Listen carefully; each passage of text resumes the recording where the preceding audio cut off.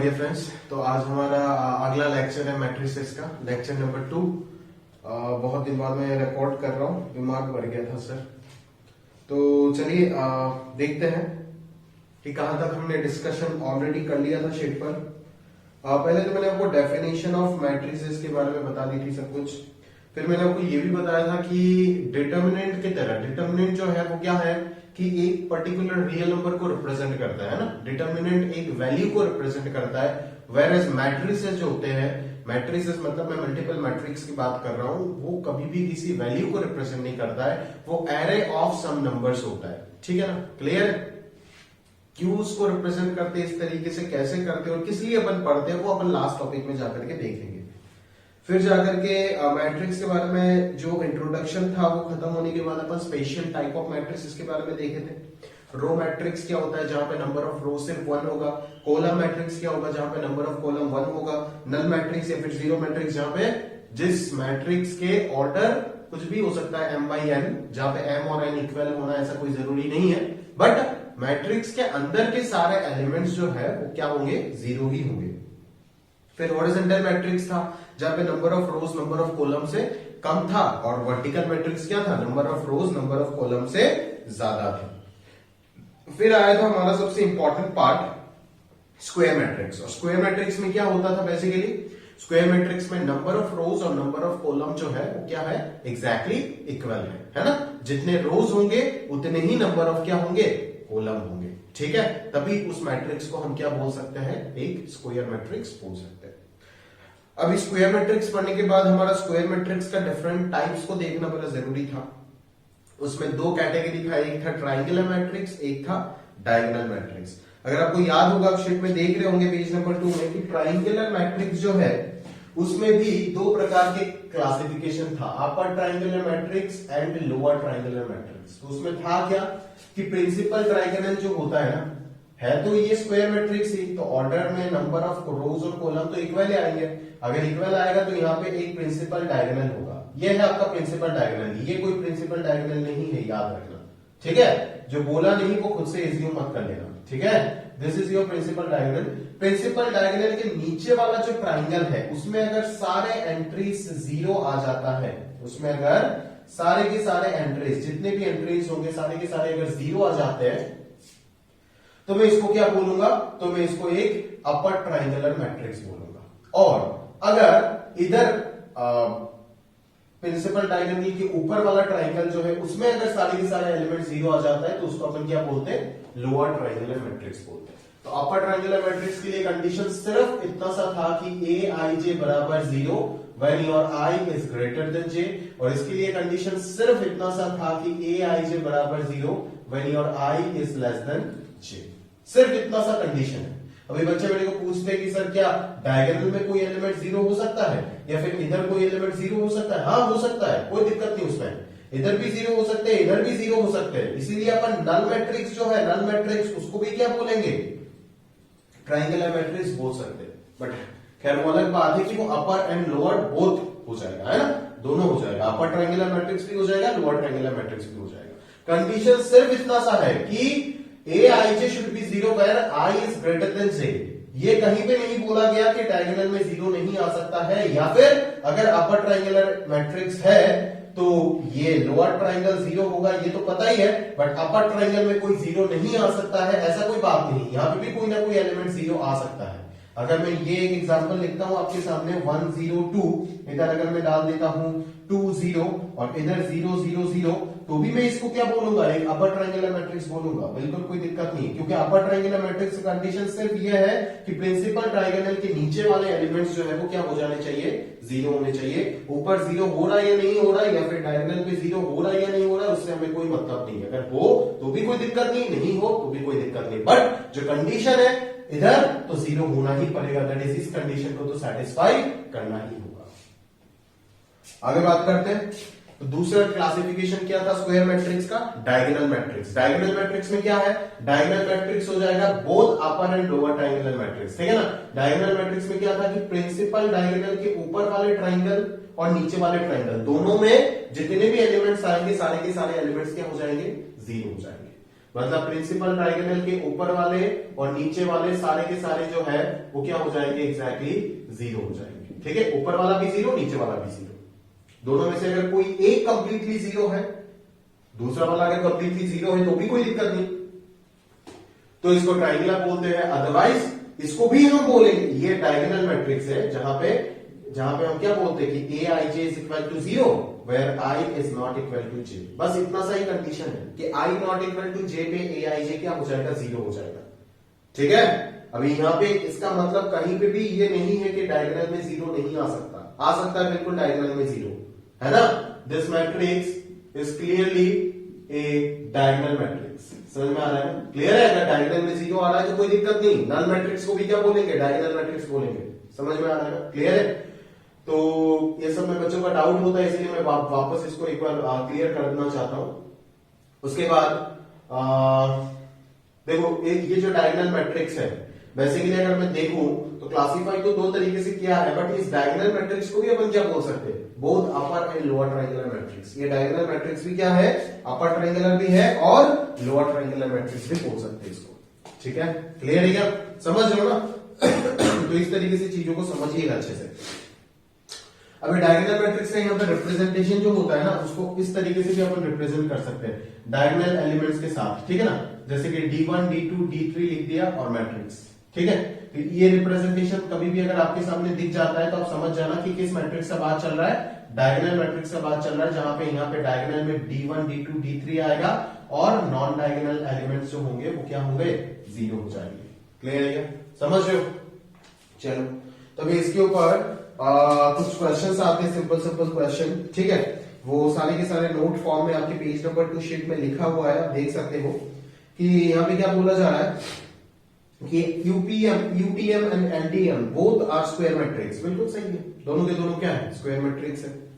Null matrix is both UTM and LTM, बिल्कुल सही बात है। ठीक है, मैं ऑलरेडी बता चुका हूं। Minimum number of zeros in triangular matrix, maximum number of zeros. देखो ट्रायंगुलर मैट्रिक्स में अगर कम से कम कितना जीरो देना है उसका अगर मैंने बात किया तो मैं क्या बोलूंगा, अगर मैंने एक 3x3 ट्रायंगुलर मैट्रिक्स में लेता हूं तो मैं क्या मान लो अपर ट्रायंगुलर मैट्रिक्स में लिख रहा हूं, तो यहां पे मान लो ऐसे दे दिया। ठीक है, तो कम से कम मैं कितना जीरो दे सकता हूं, कम से कम तो इतना जीरो दे सकता हूं ना। ठीक है, उससे ज्यादा तो जीरो नहीं दूंगा। अभी आप बोल सकते हो क्या डायगोनल में और अपर ट्रायंगल में क्या जीरो नहीं आ सकता, आ सकता है बिल्कुल। अगर जीरो आता है तब भी अपर ट्रायंगुलर मैट्रिक्स होगा, बट हमें बोला है कि मिनिमम नंबर ऑफ जीरो, तो मिनिमम नंबर ऑफ जीरो तो ये 3 ही होगा ना भाई। क्लियर है, तो अगर n by n diagonal upper triangular matrix होता है तो आप ध्यान से देखो कि उसमें एग्जैक्टली कितने एलिमेंट्स होंगे, n बाई n में टोटल एलिमेंट्स कितने होंगे, n स्क्वायर एलिमेंट्स होगा। टोटल एलिमेंट्स क्या होगा, n स्क्वायर होगा। ठीक है ना, n स्क्वायर में से ये डायगोनल में एग्जैक्टली कितने एलिमेंट्स होंगे, डायगोनल में n एलिमेंट्स होगा। ठीक है ना, n 3x3 है तो डायगोनल में 3 एलिमेंट है, n बाई n है तो डायगोनल में n एलिमेंट्स होगा। तो n स्क्वायर में से ये n को हटा दो आप, तो क्या आ गया, sum of upper triangle and lower triangle elements आ गया ना। ठीक है, अभी आप क्या दिख रहा है आपको, मिनिमम नंबर ऑफ जीरो सिर्फ एक साइड में आ रहा है ना, तो डिवाइडेड बाई 2 कर दो। ठीक है ना, तो this is the number of minimum number of zeros possible which is possible in case of a triangular matrix. ठीक है, अगर मैं मैक्सिमम नंबर ऑफ जीरोस की बात करूं तो मैक्सिमम नंबर ऑफ जीरोस तो कुछ भी हो सकता है ना। आप बोले कि सारे के सारे नल मैट्रिक्स अगर ट्रायंगुलर मैट्रिक्स है तो सारे के सारे एलिमेंट्स सर जीरो डाल दूंगा, क्या दिक्कत है। अगर सारे के सारे एलिमेंट जीरो है तो मैक्सिमम कितने हो जाएंगे, जीरो n स्क्वायर हो जाएगा, क्योंकि n बाई n में कितने एलिमेंट्स हो सकते हैं, n स्क्वायर हो सकते हैं। क्लियर है क्या, बस। ठीक है, सिमिलरली अगर मैं डायगोनल मैट्रिक्स की बात करूं तो डायगोनल मैट्रिक्स में आप देख सकते हो कि मिनिमम नंबर ऑफ जीरोस कितना होना पड़ेगा, मिनिमम नंबर ऑफ जीरोस इसका डबल होना पड़ेगा ना, क्योंकि तब तो दोनों ट्रायंगल जीरो होना पड़ेगा, है ना। मान लो डायगोनल में सारे के सारे नॉन जीरो एलिमेंट्स बैठा हुआ है, ठीक है, फिर भी तो इधर वाला और इधर वाला कंप्लीटली जीरो होना पड़ेगा, तो इसको डबल कर दो, इधर जितना है उसका डबल इधर है। ठीक है ना, तो डायगोनल मैट्रिक्स में मिनिमम नंबर ऑफ जीरोस हो जाएगा n स्क्वायर माइनस n, और मैक्सिमम नंबर ऑफ जीरोस तो सेम ही रहेगा दोनों केस में। ठीक है ना, क्योंकि नल मैट्रिक्स जो होता है वो डायगोनल मैट्रिक्स भी होता है, ट्रायंगुलर मैट्रिक्स भी होता है, तो मैक्सिमम नंबर ऑफ एलिमेंट्स का n स्क्वायर ही हो जाएगा। क्लियर है, तो ये तो एक minimum number of zeros maximum number of zeros का सवाल पूछा जाता है। एक और सवाल आपको पूछे जा सकते हैं, वो है क्या है कि maximum number of distinct entries कितने अलग अलग एंट्री डाल सकते हो आप in case of a triangular matrix. तो maximum number of distinct entry की अगर मैं बात करूं, डिस्टिंक्ट एंट्री मतलब अलग अलग कितने एंट्री डाल सकते हो। तो मान लो यहाँ पे सारे के सारे आपने अलग अलग डाल दिए, मान लो यहाँ पे सारे के सारे आपने क्या डाल दिए, अलग अलग। तो यहाँ पे इस ट्राइंगल में सब एलिमेंट्स अगर डिफरेंट डाल दिया मैंने, तो टोटल कितने एलिमेंट्स हो गया, n square minus n divided by 2। फिर डायगोनल में, प्रिंसिपल डायगोनल में भी सारे के सारे को अलग अलग डाल दिया, तो प्रिंसिपल डायगोनल में टोटल कितने एलिमेंट्स होंगे यहाँ पे, अगर n by n square matrix है तो यहाँ पे n एलिमेंट्स होंगे ना एग्जैक्टली प्रिंसिपल डायगोनल में। क्लियर है क्या? और प्लस यहाँ पे जो भी एलिमेंट्स हमने डाले सारे के सारे मान लो नॉन जीरो डाला, तो यहाँ पे एक और एलिमेंट्स आ रहा है ना जो कि कॉमन है, वो कौन है, जीरो है ना। यहाँ पे एग्जैक्टली कितने एलिमेंट होंगे, और एक एलिमेंट। तो मैक्सिमम डिस्टिंक्ट एंट्रीज मतलब क्या, मैक्सिमम अलग अलग तरीके का नंबर आप एक ट्राइंगुलर मैट्रिक्स में कितना फिल कर सकते हो, of order n। Obviously square matrix होगा इसलिए ऑर्डर n बोल रहा है, तो ये कितना होगा आंसर, ये होगा। ठीक है ना, ये हो जाएगा किसी भी एक ट्राइंगल में, ये हो जाएगा डायगोनल में, और एक हो जाएगा इधर, क्योंकि इधर सारे के सारे एलिमेंट्स क्या है, बराबर है ना, जीरो एक ही है, तो एक काउंट हुआ। अगर जीरो यहाँ पे काउंट हुआ और मैक्सिमम नंबर के बारे में आप सोच रहे हो, तो कंफर्म है कि यहाँ पे आप कभी कोई जीरो नहीं डालोगे, तो ये आ जाएगा आंसर। क्लियर है क्या, समझ रहे? सिमिलरली अगर आप डायगोनल मैट्रिक्स में सोचना चाहते हो मैक्सिमम डिस्टिंक्ट एंट्रीज, तो कितना डाल सकते हो आप, मैक्सिमम डिस्टिंक्ट एंट्रीज इधर डालोगे सारे के सारे डिस्टिंक्ट एंट्रीज, तो n हो गया, और प्लस ऊपर नीचे तो जीरो ही होगा, और कोई रास्ता है ही नहीं, n प्लस 1 ही होगा। क्लियर है क्या? और मिनिमम नंबर ऑफ जीरोस, तो इसमें तो कोई सवाल बन ही नहीं सकता। Minimum number of zeros clearly आपको, minimum number of distinct entries कितना हो सकता है, कम से कम डिस्टिंक्ट एंट्रीज क्या होगा, एक ही होगा। नल मैट्रिक्स दोनों केस में एक एग्जांपल है, एक ही मिनिमम एंट्रीज डाल सकते हो डिस्टिंक्ट, वो कौन है, जीरो मिनिमम, उसमें तो कोई सवाल हो ही नहीं सकता है। ठीक है, मैक्सिमम पे आएगा अगर सवाल आता है। क्लियर है क्या? तो ये सारी चीज कैसे आया है, ये फॉर्मूले वगैरह ये सब याद करके, फॉर्मूला बना करके याद करके ज्यादा कोई फायदा होने वाला है नहीं। ठीक है ना, तो ये सब मैं आपको इसीलिए नहीं पढ़ा रहा हूं कि आप फॉर्मूला बना करके और शीट में लिखा हुआ है तो आप याद कर लोगे बिना समझे। बिना समझे अगर आप याद करना चाहते हो तो इससे अच्छा छोड़ ही दो। ठीक है, तो बेटर रहेगा आपके लिए। ठीक है, ये सब में थोड़ा बहुत आपका कंफ्यूजन हो रहा था तो मैंने आपको डिस्कस कर दिया। ठीक है ना, तो चलो आगे बात करते हैं। डायगोनल मैट्रिक्स का ही एक टाइप हो गया क्या, स्केलर मैट्रिक्स।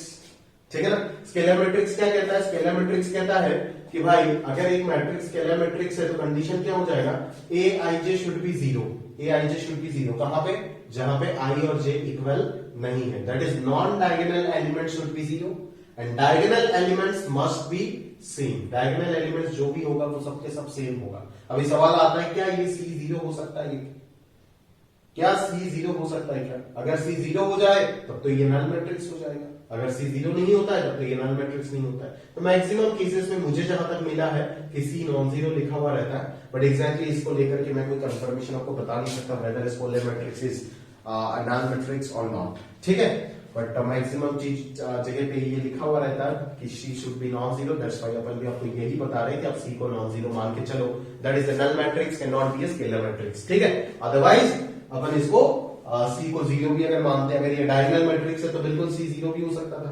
ठीक है, बट इसको आप एक अलग क्राइटेरिया मान के याद रखो इस चीज को कि C should be non zero.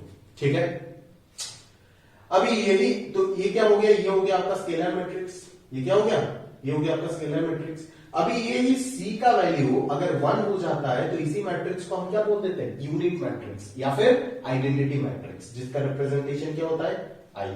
Suffix में अपन n लिखते हैं, n represent the order of the matrix, because ये है तो सारे के सारे स्क्वायर मैट्रिक्स के पार्ट ही ना, ये सब के सब है तो स्क्वायर मैट्रिक्स, ट्रायंगुलर मैट्रिक्स हो गया, डायगोनल हो गया, स्केलर हो गया, आइडेंटिटी हो गया, ये सब के सब तो स्केलर मैट्रिक्स ही है, स्क्वायर मैट्रिक्स ही है। तो ऑर्डर जो है वो फिक्स रहेगा, n ही रहेगा, n बाई n ही रहेगा। ठीक है ना, तो ये नीचे n लिखते हैं to show the order of that matrix. ठीक है, क्लियर है क्या? तो अगर ऑर्डर 3 का बात करो तो डायगोनल में 1 1 1 आ गया और नॉन डायगोनल एलिमेंट्स जो है वो क्या आ गए, 0 0 0 आ गया। क्लियर है क्या, समझ रहे मेरी बात? ये हो गया आपका आइडेंटिटी या फिर यूनिट मैट्रिक्स। ठीक है, क्लियर है? तो ये आप आराम से समझ सकते हो दोस्त, इसमें कोई ज्यादा दिक्कत वाली बात ये सब है नहीं। ठीक है, ये सब मैं ऑलरेडी आपको पढ़ा चुका था लास्ट क्लास में। ठीक है, फिर भी एक बार रिवाइज करा दी मैंने आपको। फिर आता है हमारा equality of matrices. Two matrix कब इक्वल होगा ये भी मैंने आपको बता दिया था अच्छे से कि दो मैट्रिक्स इक्वल तभी होगा जब एग्जैक्टली दोनों मैट्रिक्स का ऑर्डर सेम होगा, और सिर्फ ऑर्डर सेम होने के साथ काम नहीं चलेगा, ऑर्डर सेम होने के साथ साथ एग्जैक्टली सारे दोनों मैट्रिक्स के एग्जैक्ट पोजीशन के कोरिस्पॉन्डिंग एलिमेंट्स जो भी होगा वो भी इक्वल होना पड़ेगा। ठीक है ना, दैट इज एक मैट्रिक्स अगर 2/3 है दूसरा वाला भी 2/3 होना पड़ेगा, और 2/3 में जो एग्जैक्ट पोजीशन होगा दैट इज A11 में इस मैट्रिक्स में जो एलिमेंट बैठा है A11 में उस मैट्रिक्स में भी सेम एलिमेंट बैठा होना पड़ेगा, तभी दोनों को, ऐसे सारे पोजीशन के लिए बोल रहा हूं, तभी दोनों मैट्रिक्स क्या हो सकता है, इक्वल मैट्रिक्स हो सकता है। फिर एडिशन ऑफ मैट्रिक्स ये भी बताया था, अलजेब्रिक ऑपरेशन ऑफ मैट्रिक्स। दो मैट्रिक्स कब एडिशन के लिए कंफर्मेबल है, दैट इज ऐड कब कर सकते दो मैट्रिक्स को, सबसे पहला कंडीशन दोनों का ऑर्डर सेम होना पड़ेगा। अगर ऑर्डर सेम नहीं है तो हम लोग ऐड नहीं कर पाएंगे। क्लियर है ये बात। अभी अगर ऑर्डर सेम है तो ऐड करे तो करे कैसे, ऐड करे तो करे कैसे करोगे कि कोरिस्पॉन्डिंग एलिमेंट जो है उनको ऐड करते जाओगे, है ना। दैट इज अगर मैं एक मैट्रिक्स यहां पे लिख देता हूं इस तरीके से, मान लो 2 3 4 5, ठीक है, तो अगला मैट्रिक्स को ऐड करने के लिए इसका ऑर्डर भी 2/2 ही होना पड़ेगा। 3 4 5 6 अगर लिख देते हो तो आप इसको इसके साथ ऐड करोगे, इसको इसके साथ, इसको इसके साथ, इसको इसके साथ, ठीक है। तो कोरिस्पॉन्डिंग पोजीशन के एलिमेंट्स जो है वो आप ऐड करते जाओगे, ठीक है। अगर इसको आप 2/3 ले लेते हो, ठीक है ना, इसको 7 और 8 डाल देते हो तो इस कॉलम को आप किसके साथ ऐड करोगे, इसको ऐड करने के लिए कोई जगह बचेगा नहीं, इसीलिए दोनों मैट्रिक्स को ऐड करने के लिए या फिर मान लो सबट्रैक्ट करने के लिए ऑर्डर दोनों का सेम होना पड़ेगा। अगर सबट्रैक्ट करना है तो सिंपली इससे इसको सबट्रैक्ट करेंगे, इससे इसको सबट्रैक्ट करेंगे, इससे इसको सबट्रैक्ट करेंगे, इससे इसको सबट्रैक्ट करेंगे, ठीक है ना। क्लियर है, एकदम सिंपल सा चीज है, कुछ कोई दिक्कत नहीं है यहाँ पे, ठीक है।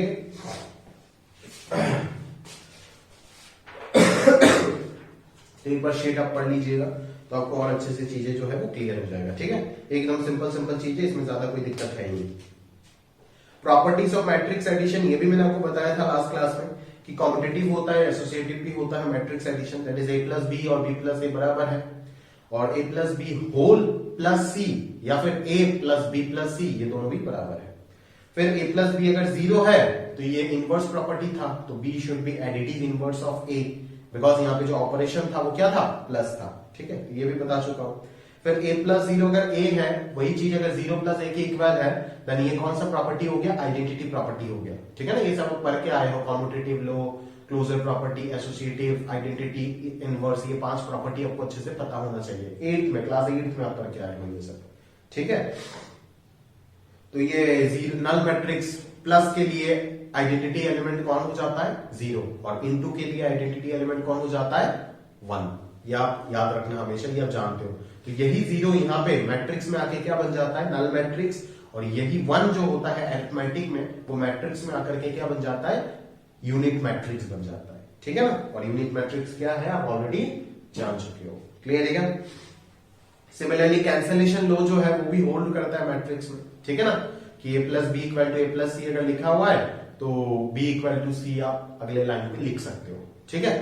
तो कैंसलेशन लॉ, लेफ्ट कैंसलेशन हो या फिर राइट कैंसलेशन हो, दोनों डिफर करता है यहाँ पे, तो दोनों ही यहाँ पे ट्रू है। दैट इज अगर B+A = C+A लिखा हुआ है तब भी मैं A कैंसिल करके B और C इक्वल बता सकता हूँ, क्लियर है, समझ रहे हो ना।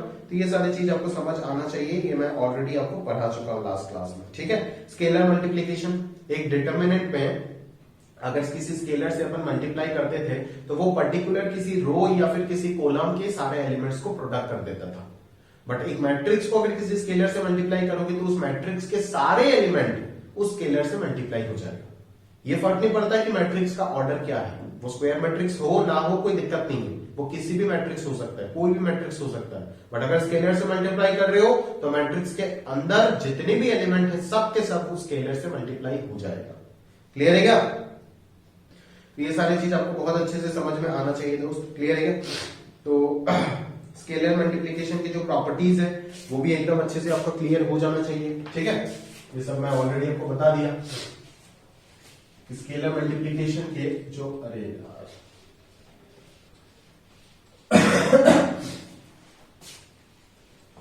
स्केलर मल्टीप्लिकेशन के जो भी प्रॉपर्टीज है वो आपका अच्छे से क्लियर हो जाना चाहिए एकदम से, सही है भाई। तो स्केलर मल्टीप्लीकेशन की प्रॉपर्टीज आना चाहिए एकदम, ठीक है। ये सिंपल सा चीज है, एकदम ज्यादा कोई दिक्कत वाली बात नहीं है। पहला प्रॉपर्टी क्या है, अगर किसी स्केलर से मैं दो मैट्रिक्स का समेशन या फिर डिफरेंस को मल्टीप्लाई कर रहा हूं तो दैट शुड बी के ए प्लस माइनस के बी, आप समझ ही सकते हो, ठीक है ना। कोई भी एक एग्जांपल ले लो, आप आराम से समझ जाओगे।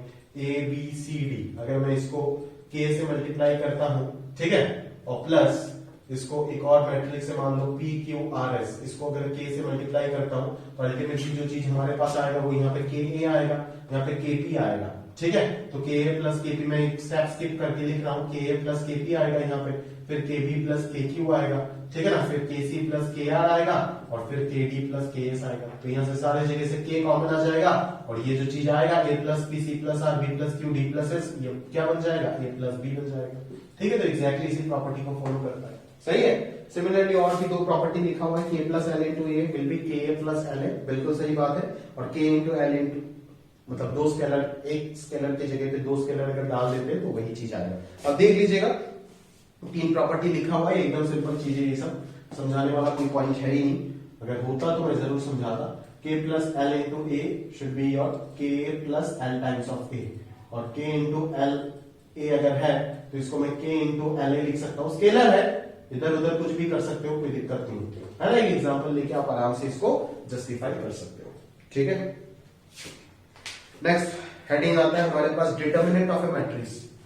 एक मैट्रिक्स का डिटर्मिनेंट कैसे निकालेंगे? हाँ, एक मैट्रिक्स एक डिटर्मिनेंट से तो वैरी करता है, बट एक मैट्रिक्स का डिटर्मिनेंट वैल्यू जो है वो एक रियल नंबर को रिप्रेजेंट करेगा और वो पॉसिबल है। तो अगर आपके पास कोई भी एक मैट्रिक्स दे रखा है, मान लो कोई भी एक 3x3 मैट्रिक्स में कंसीडर कर लेता हूं, A1 A2 A3 B1 B2 B3 और इधर C1 C2 C3, तो इस मैट्रिक्स का जो डिटर्मिनेंट वैल्यू होगा वो जस्ट इन तीनों कॉलम को लेकर के एक डिटर्मिनेंट बना दो और इसका वैल्यू आप कैलकुलेट कर लो, बस ये जो वैल्यू आएगा वही हो जाएगा इस मैट्रिक्स का डिटर्मिनेंट वैल्यू, और कुछ नहीं। क्लियर है? यही हो जाएगा इस मैट्रिक्स का डिटर्मिनेंट वैल्यू। क्लियर है? अभी डिटर्मिनेंट ऑफ मैट्रिक्स जो प्रॉपर्टीज है ना, तो ये आपको क्लियर होना बड़ा जरूरी है दोस्त, ठीक है। क्योंकि बच्चे ना यहाँ पे बुरे तरीके से फंस जाते हैं, वो समझते नहीं है चीजों को और नॉन स्टॉप तरीके से पढ़ते रहते हैं। कि सबसे पहला कंफ्यूजन मैं आपको दूर कर देता हूं कि a प्लस माइनस बी है ना, ये पढ़ाते नहीं है, मैं फिर भी मैं 2 साल से ये बताता जा रहा हूं क्लास में, पढ़ाते नहीं है फिर भी ये खुद से दिमाग लगा करके बच्चा लिख लेता है। बच्चा ऐसे लिख लेता है क्योंकि ट्रांसपोज एडजॉइंट इनवर्स हर जगह पे ये सब प्रॉपर्टीज वगैरह आता है, तो वो खुद सोचता है कि डिटर्मिनेंट में भी ये सब वैलिड होगा, ठीक है ना। बट ये देखो यहाँ पे वैलिड नहीं होगा ये सब, ठीक है ना। कि determinant of a plus B जरूरी नहीं है कि हमेशा determinant of a plus determinant of b के इक्वल होगा, ठीक है, ये गलत बात है। बट ये प्रॉपर्टी बिल्कुल सही है कि अगर मैं प्रोडक्ट ऑफ मैट्रिक्सेस लिया है ना, यहाँ पे अगर मैंने n मैट्रिसेस को एक साथ प्रोडक्ट किया और फिर उसको डिटर्मिनेंट लिया, तो वो चीज जो है वो किसके इक्वल आ जाएगा, determinant of a1 into determinant of a2 dot dot determinant of an, इसके इक्वल आ जाएगा, ठीक है। क्लियर है क्या? तो ये बड़ा इंपॉर्टेंट प्रॉपर्टी है, ये आपको अच्छे से याद रहना पड़ेगा। तो प्रॉपर्टी इस चैप्टर में बहुत आएंगे, बहुत ज्यादा प्रॉपर्टी है, अब पूछो मत थक जाओगे, ठीक है ना। तो आपको सारे प्रॉपर्टीज तो पढ़ना पड़ेगा और कोई रास्ता नहीं, ठीक है। तो यहाँ पे आप देख सकते हो कि यहाँ पे a1 a2 a3 dot dot an सब सारे मैट्रिसेस को प्रोडक्ट करके एक फाइनल मैट्रिक्स ही बनेगा और उस मैट्रिक्स का जो डिटर्मिनेंट वैल्यू है ये एक रियल नंबर को रिप्रेजेंट करेगा और यहाँ पे ये क्या है, इंडिविजुअल मैट्रिक्स के डिटर्मिनेंट के प्रोडक्ट के इक्वल है, ठीक है। क्लियर है ना? तो अभी आप जानते हो कि अगर इधर इंडिविजुअल मैट्रिक्स के डिटर्मिनेंट आ रहा है तो डिटर्मिनेंट कब पॉसिबल होता है एक मैट्रिक्स का, जब वो मैट्रिक्स क्या होता है, स्क्वायर मैट्रिक्स होता है। स्क्वायर मैट्रिक्स के अलावा किसी भी मैट्रिक्स के डिटर्मिनेंट जो है वो पॉसिबल नहीं हो पाएगा। तो यहाँ पे एक ही लॉजिक आएगा कि यहाँ पे a1 से an तक सबके सब स्क्वायर मैट्रिक्स होना पड़ेगा। इस चीज को RHS को डिफाइन होने के लिए सबके सबको क्या होना पड़ेगा, स्क्वायर मैट्रिक्स होना पड़ेगा, ठीक है। और इस प्रोडक्ट को डिफाइन होने के लिए इस सारे के सारे स्क्वायर मैट्रिक्स को सेम ऑर्डर का भी होना पड़ेगा, ठीक है, ऑफ सेम ऑर्डर। अगर ये सब के सब सेम ऑर्डर के नहीं आया ना, अगर मान लो स्क्वायर मैट्रिक्स अगर है तो ये 1 by 1 है, अभी अगर ये 1 by 1 ना होकर के ये 2 by 2 हो जाता है तो a1 into a2 डिफाइंड नहीं हो पाएगा। क्यों नहीं हो पाएगा? वो जस्ट नेक्स्ट आर्टिकल जो है थोड़ी देर बाद मैट्रिक्स मल्टीप्लिकेशन आएगा, उसमें आप अच्छे से समझ पाओगे।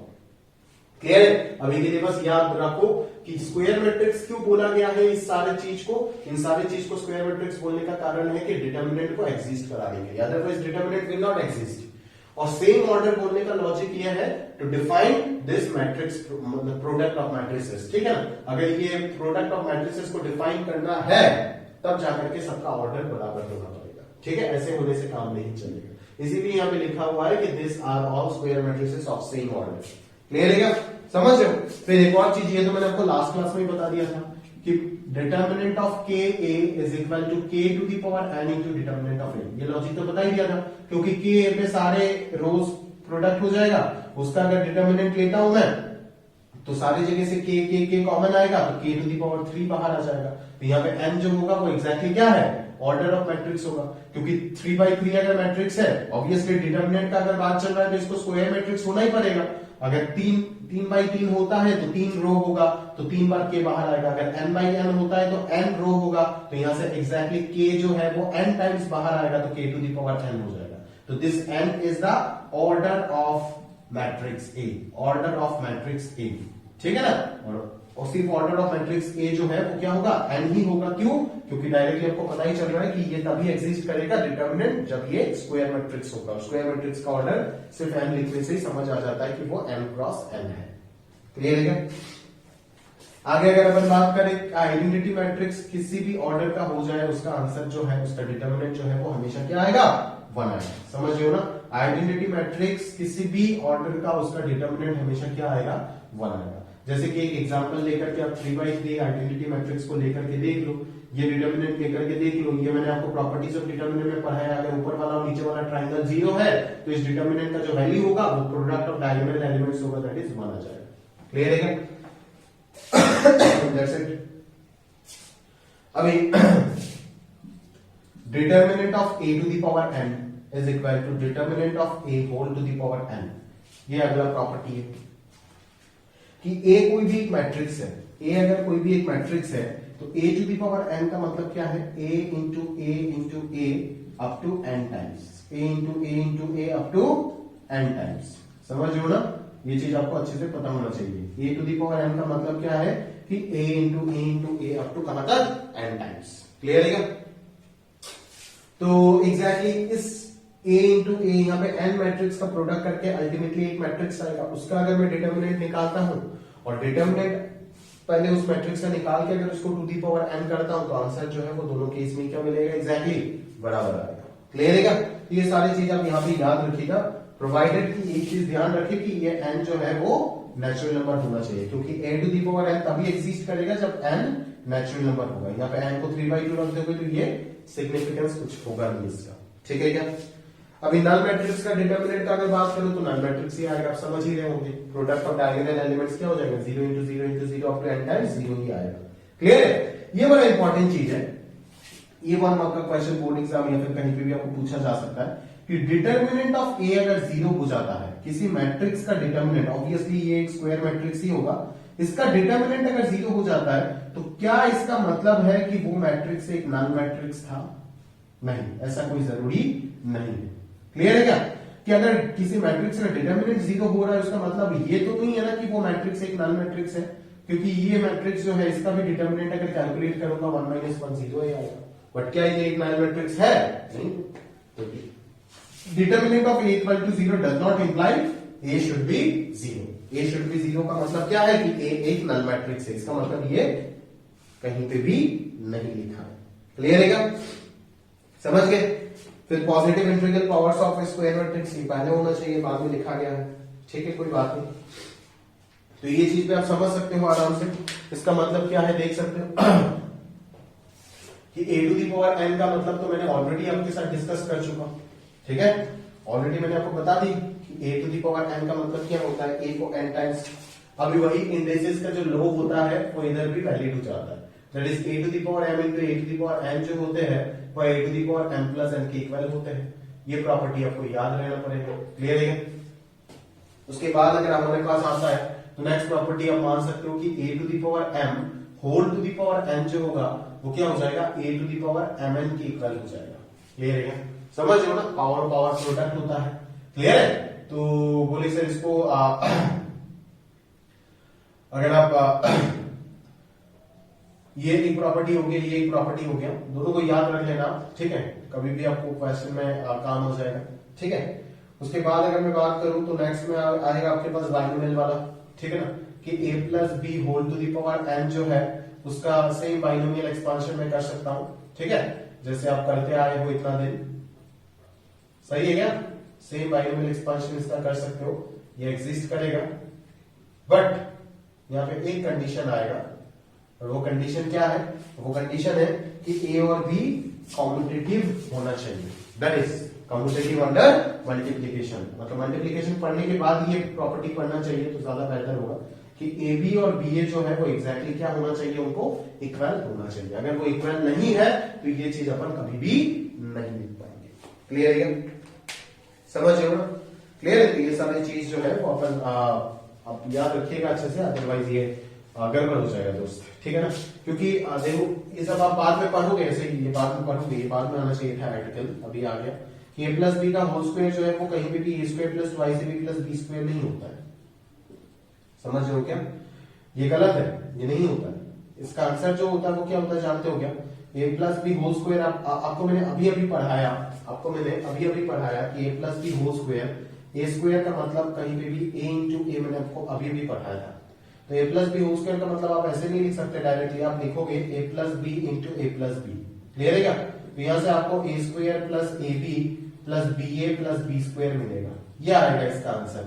अभी ए बी और बी अगर इक्वल है तभी जाकर के ये ट्वाइस से भी आएगा, ठीक है ना, इसीलिए यहाँ पे लिखा गया है कि ये बाइनोमियल एक्सपांशन वैलिड तभी होगा जब ए बी और बी ए जो है वो क्या होगा, एग्जैक्टली इक्वल होगा, तो क्लियर है क्या, समझ में मेरी बात, ठीक है ना, क्योंकि यहाँ पे हम a प्लस बी को ये निकाले कैसे, इसको ऐसे निकाले ना, a plus B into A plus B into A plus B up to n times, ठीक है ना, तो अभी इन दोनों को प्रोडक्ट करने के बाद अगर आप ट्वाइस से भी यहाँ पे लिख पा रहे हो तभी तो जाकर के ना यहाँ पे NC0 NC1 ये सब आया, अदरवाइज कैसे आता, ए बी और बी अगर सेम नहीं होता तो ए बी प्लस बी अलग अलग हो जाता ना, क्लियर है क्या, फिर तो आप देखो ना, फिर 3 a प्लस बी को अगर आप प्रोडक्ट करोगे तो भी लफड़ा हो जाएगा, A square plus A B plus B A plus B square into A plus B अगर करते हो तो फिर A cube plus A B into A आ जाएगा यहाँ पे, समझ रहे हो ना, plus A B into B आ जाएगा, तो ये सब लफड़ा होगा ना, तो ए बी और बी अगर इक्वल नहीं है तो मैं इसको ट्वाइस से भी नहीं लिख सकता, अगर ट्वाइस से भी नहीं लिख पाऊंगा तो यहाँ पे ये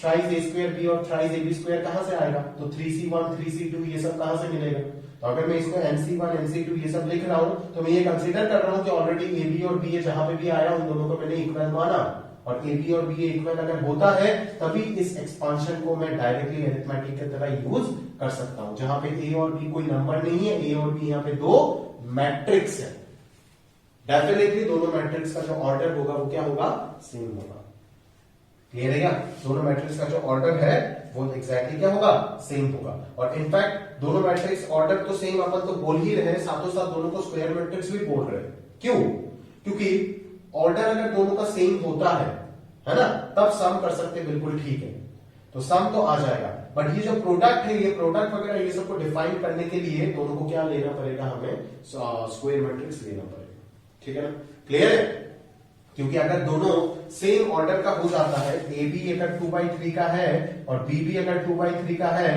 तो ए इंटू बी जो है वो एग्जिस्ट ही नहीं करेगा, मैट्रिक्स मल्टीप्लीकेशन में पढ़ोगे, है ना, ये आर्टिकल ना आप एक बार ये जो नोट देकर के लिखा गया है ना, positive integral powers of square matrix, ये जस्ट आफ्टर मैट्रिक्स मल्टीप्लिकेशन आप एक और बार रिव्यू कर लेना तो और अच्छे से आप समझ जाएंगे, अगर कुछ समझ में नहीं है तो जरूर मेरे साथ क्लास में आप डिस्कस कीजिएगा, मैं आपको बराबर से ये चीज समझा करके दूंगा, क्लियर है क्या, समझ रहे हो ना, तो इस तरीके से जो है अपन जो है काम करेंगे, सही है क्या, क्लियर है, मैंने सफिशिएंट इन्फॉर्मेशन आपको दे दिया कि क्या है एग्जैक्टली, क्यों होता है ये सब चीजें, अभी अगर आप नहीं पकड़ पा रहे तो आफ्टर मैट्रिक्स मल्टीप्लिकेशन ये वीडियो मतलब ये जगह आप बैक करके वापस देख लीजिएगा, ठीक है, तो इसीलिए अपन बोलते हैं, सही है क्या, कि यहाँ पे स्क्वायर मैट्रिक्स बोलने के कारण यही है कि प्रोडक्ट जो है वो डिफाइन नहीं होगा, प्रोडक्ट डिफाइन होने के लिए स्क्वायर मैट्रिक्स होगा और दोनों को सम कर पाए, इसीलिए दोनों का ऑर्डर सेम होगा, ठीक है, क्लियर है, अदरवाइज ये भी तो आर्गुमेंट कर सकते थे ना, जैसे यहाँ पे दो जगह से दो कंडीशन आया था, एक जगह से स्क्वायर मैट्रिक्स आया था और एक जगह से सेम ऑर्डर का आर्गुमेंट आया था, यहाँ पे भी इधर प्रोडक्ट डिफाइन होने के लिए they should be square matrix और ऐसा नहीं है कि प्रोडक्ट, दो मैट्रिक्स का प्रोडक्ट तभी डिफाइंड होता है जब दोनों स्क्वायर मैट्रिक्स होता है, हल्का ऐसा बिल्कुल नहीं है। सबसे पहले तो यहां पे दिख रहा है कि दोनों का ऑर्डर सेम होना पड़ेगा। अभी अगर दोनों का ऑर्डर सेम हो जाता है तो दोनों का ऑर्डर अगर सेम है, मतलब अगर मैं ये बोलता हूं कि a प्लस बी और a इंटू बी दोनों को एग्जिस्ट करने के लिए दोनों मैट्रिक्स को square matrix of same order होना ही पड़ेगा। क्लियर है क्या? समझ मेरी बात? अदरवाइज काम नहीं चलेगा। ठीक है क्या? क्लियर है? तो अगर आप a प्लस बी और a इंटू बी, दो मैट्रिक्स है, दोनों मैट्रिक्स के बीच में अगर a प्लस बी और a इंटू बी दोनों को एग्जिस्ट कराना चाहते हो तो डेफिनेटली दोनों square matrix of same order होना पड़ेगा, अदरवाइज ये दोनों एक साथ एग्जिस्ट कर ही नहीं सकता। तो एज यहाँ पे दोनों एक साथ एग्जिस्ट करना पड़ेगा। ठीक है, इस एक्सपांशन को ट्रू होने के लिए इसीलिए बोला गया है कि a and b both should be of square, both are square matrix of same order. Clear है क्या? समझ रहे हो मेरी बात को? क्लियर है? तो ये सब चीजों को ध्यान से आप समझ के रखिएगा भाई। ठीक है, बहुत काम में आने वाला है। ठीक है, इसके बाद स्टार्ट होता है हमारा अगला केस, दैट इज क्वेश्चन वगैरह। ठीक है, तो चलिए स्टार्ट करते हैं नेक्स्ट पार्ट से। एंड देन क्वेश्चन के बाद हमारा मैट्रिक्स मल्टीप्लीकेशन आएगा। मैट्रिक्स मल्टीप्लीकेशन चलेगा, लंबा टॉपिक है। ठीक है, तो कोशिश करते हैं जहां तक हो सके इस लेक्चर में करेंगे अपन। ठीक है, तो चलिए देखते हैं अगला पार्ट। अच्छा, एक चीज मैं आपको बोलना भूल गया। बच्चे मेरे को बहुत बार ये सब चीजों का लॉजिक भी पूछते कि सर क्यों ऐसे, मतलब आप बता रहे हो कि चीजों को क्यों ऐसे। अभी देखो यहाँ पे आपको मैं ज्यादा तो आपको नहीं बता सकता, बस इतना सा बता सकता हूँ। ये a टू दी पावर, जैसे मान लो ना कि a to the power 3 a square, इसको अपन a रेज टू पावर 5 लिखे, क्योंकि सिंपल सा चीज है। a क्यूब को अपन क्या लिखेंगे, a 3 बार, और a स्क्वायर को क्या लिखेंगे, a इंटू a। ठीक है ना? तो a टू दी पावर 5 भी क्या आएगा, ये 5 बार, ये बराबर ही होगा बिल्कुल सर। समझ रहे हो मेरी बात? क्लियर? तो एग्जैक्टली ये चीज जो आ गया, ये चीज भी इसी चीज से आया, ऊपर वाली चीज से आया कि a to the power m whole to the power m का मतलब क्या है कि a to the power m ही कितना बार आ रहा है, a to the power m ही आ रहा है n टाइम्स। तो एग्जैक्टली इसी प्रॉपर्टी से अगर मैं इसको पावर को सारे के सारे ऐड कर दूं तो ये m plus m plus m plus m up to कितना टाइम्स हो जाएगा, n टाइम्स हो जाएगा। तो ये आ जाएगा a to the power mn, जिस चीज को मैं आराम से ये RHS के बराबर बोल सकता हूँ। ठीक है ना? और ये चीज आप खास करके याद रखिएगा, यहाँ पे बहुत बच्चों का कंफ्यूजन होता है कि क्यों AB इक्वल टू BA बोला जा रहा है। तो AB इक्वल टू BA बोलने के पीछे का रीजन मैंने आपको अच्छे से एक्सप्लेन किया है। अगर आप नहीं समझे हो तो आप मैट्रिक्स मल्टीप्लिकेशन के बाद वापस इस चीज को देखिएगा, समझ आएगी। एक और चीज बच्चे पूछता है कि सर ये चीज आप कैसे निकालेंगे, ये बता दो एक बार। ये भी सिंपल चीज है, भूल गया बताता हूँ। a to the power n को अपन कैसे लिख सकते हैं, ऐसे लिख सकते हैं आराम से, a को n टाइम्स प्रोडक्ट करके लिख सकते हैं। अभी यही चीज क्या हो जाएगा, ये प्रॉपर्टी लगा करके इसी को ब्रेक कर सकते हैं ना अपन, इसी को ब्रेक कर सकते हैं। कितना टाइम्स हो जाएगा, ये n टाइम्स हो जाएगा, तो whole to the power n हो जाएगा। क्लियर है? एक बार ये भी, मतलब ऐसे क्लास में तो बताता नहीं, बट फिर भी याद आ गया तो बता देता हूँ। ये भी पूछता है कभी कभी कि सर ये जो मैट्रिक्स एडिशन में आप कैंसिलेशन लोग बोलते हो होल्ड कर रहा है ना, जो मल्टीप्लिकेशन में भी करेगा, यानी अपन देखेंगे किस केस में करेगा किस केस में नहीं करेगा, उसका भी लॉजिक बताओ सर। कि अगर a plus B is equal to a plus C जो है, आप b इक्वल टू सी जो बोलते हो, तो यहाँ से कैसे बोलते हो? कुछ नहीं करते दोस्त, कुछ नहीं करते। आप जानते हो ना, ये अंत में पढ़ते हैं ना हम, आप ऑलरेडी जानते हो कि मैट्रिक्स एडिशन जो है वो कॉम्पिटिटिव एसोसिएटिव को फॉलो करता है, आइडेंटिटी इनवर्स, ये चार तो जानते हो, लेकिन चार को यूज करके ये आ जाएगा। आप माइनस a को दोनों तरफ ऐड कर दो, आप माइनस a को कोई चीज दोनों तरफ ऐड तो किया जा सकता है ना, उसमें तो कोई दिक्कत नहीं। माइनस a को ऐड कर दो, माइनस a को ऐड करने के बाद ही आप एसोसिएटिव लगाओ। ठीक है ना? ये और ये ब्रैकेट में आ गया और b अलग चला गया। ठीक है, आप एसोसिएटिव लगाओ, सिंपल सा चीज है। एसोसिएटिव लगाने के बाद ये क्या आ गया, माइनस a प्लस a, ये माइनस a प्लस a। तो इनवर्स प्रॉपर्टी से आपको पता है ना कि a प्लस, ये क्या है additive inverse, a plus b is equal to क्या हो जाएगा, identity element with respect to addition कौन होता है, नन मैट्रिक्स। और इधर भी कौन आएगा, नन मैट्रिक्स। और नन मैट्रिक्स किसी भी मैट्रिक्स के साथ ऐड करने से तो वही मैट्रिक्स वापस आएगा ना घूम के, क्योंकि कॉरेस्पॉन्डिंग एलिमेंट जीरो के साथ ऐड होके तो वही चीज बचेगा।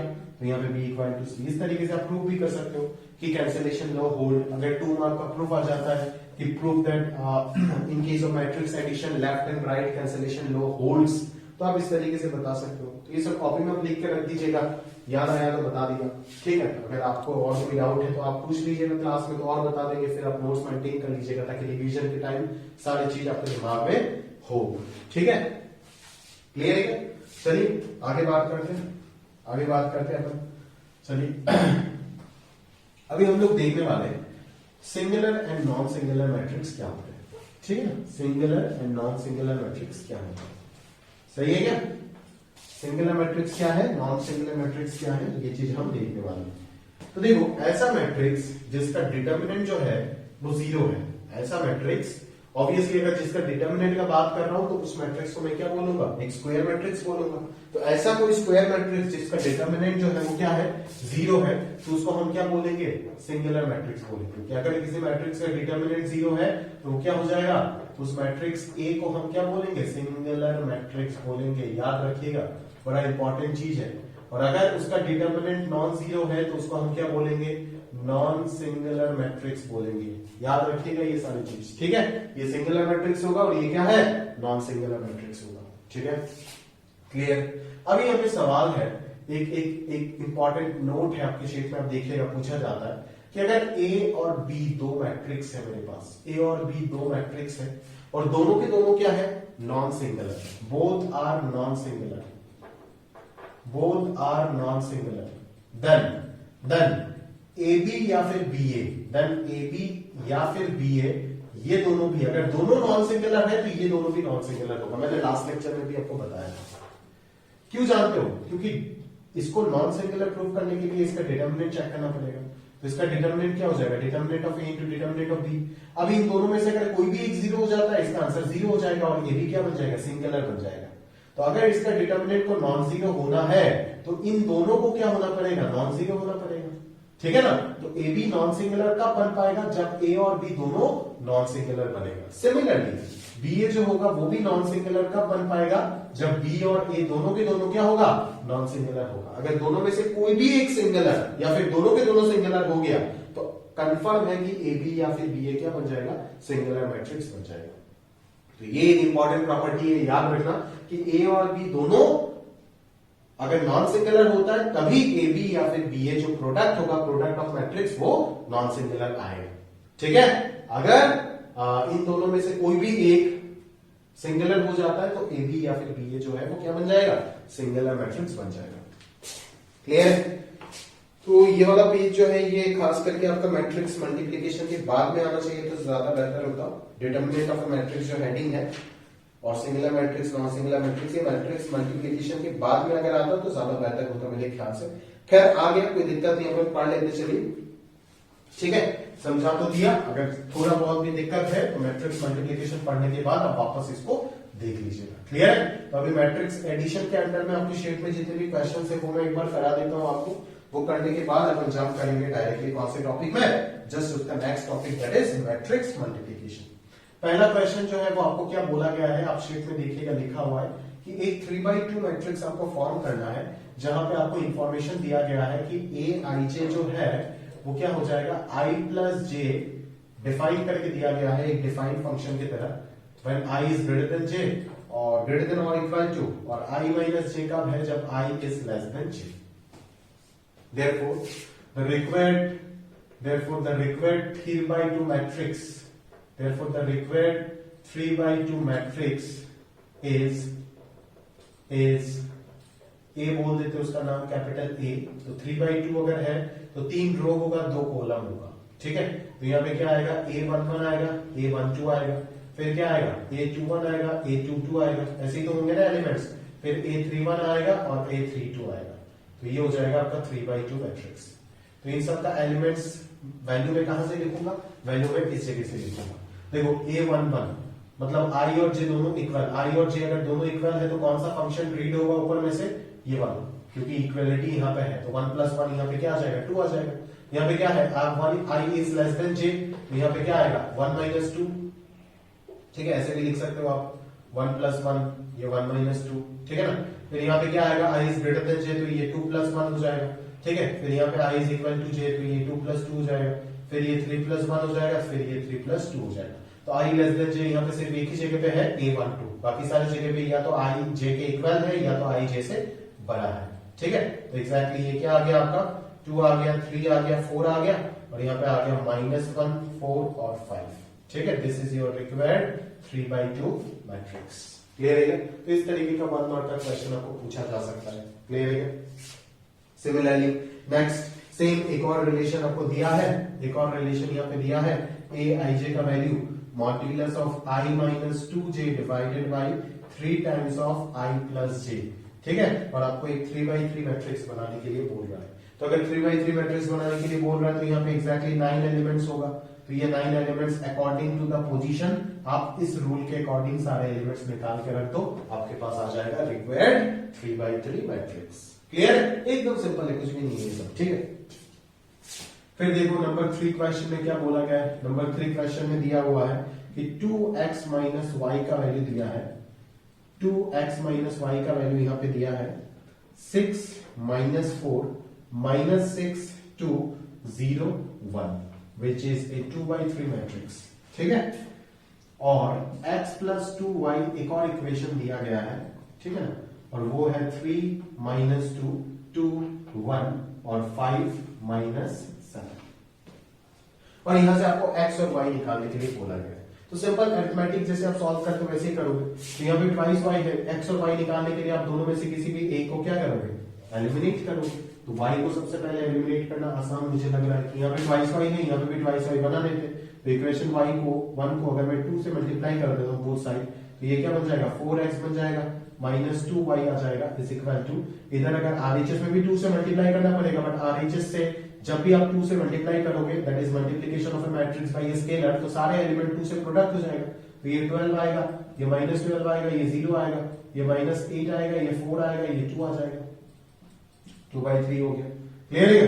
तो इस चीज को अपन क्या बोल देते हैं, 3 बोल देते हैं। ठीक है ना, तो ये अब क्या लिखोगे, डेफिनेटली लिखोगे adding 2 and 3 we get, adding 2 and 3 we get, क्या मिलता है हमें 2y तो कैंसिल आउट हो जाएगा। तो यहाँ पे नेट कितना आएगा, डायरेक्टली लिखने से ही होगा 5x आएगा, और इधर क्या आएगा 12 माइनस 8। इधर डायरेक्ट मत लिख लीजिएगा RHS में, बेहतर है LHS पे भी आप डायरेक्ट ना लिखिए तो बेटर है। ठीक है, अगर समय है आपके पास जो होना चाहिए बोर्ड एग्जाम में तो बिल्कुल आप अच्छे से करिएगा।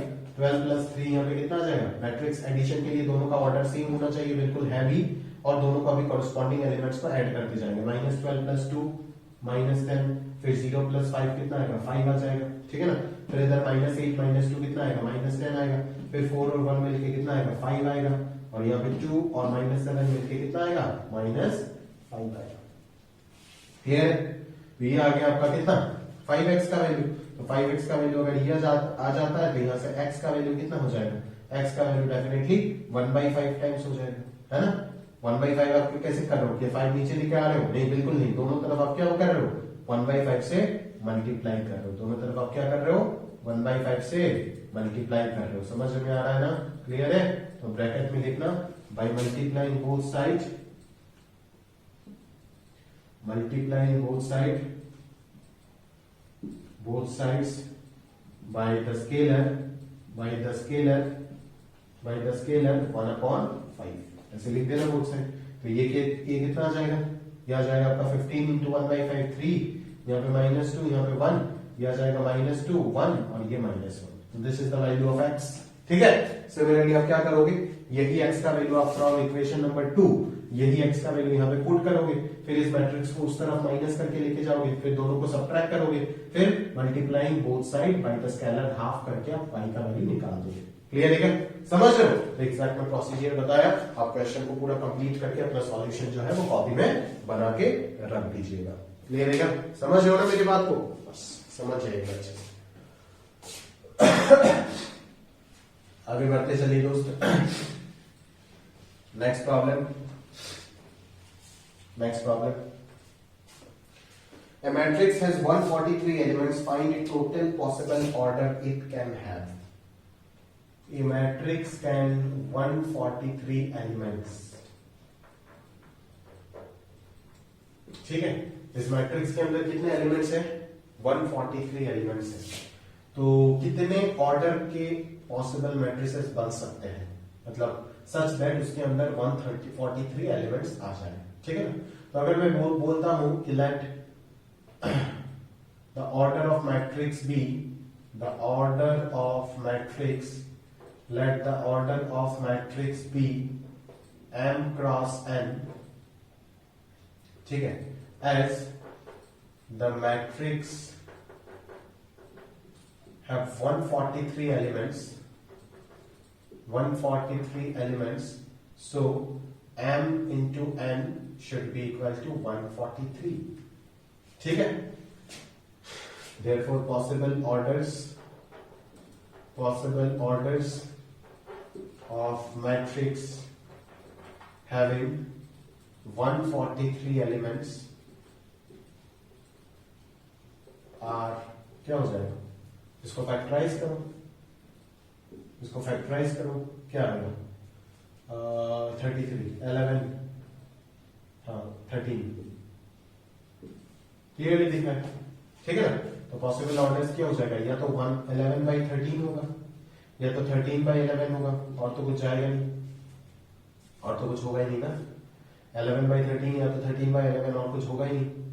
और भी होगा, अगर आप ध्यान दोगे तो और भी होगा, एक रो मैट्रिक्स और एक कॉलम मैट्रिक्स भी पॉसिबल होगा इस ऑर्डर का।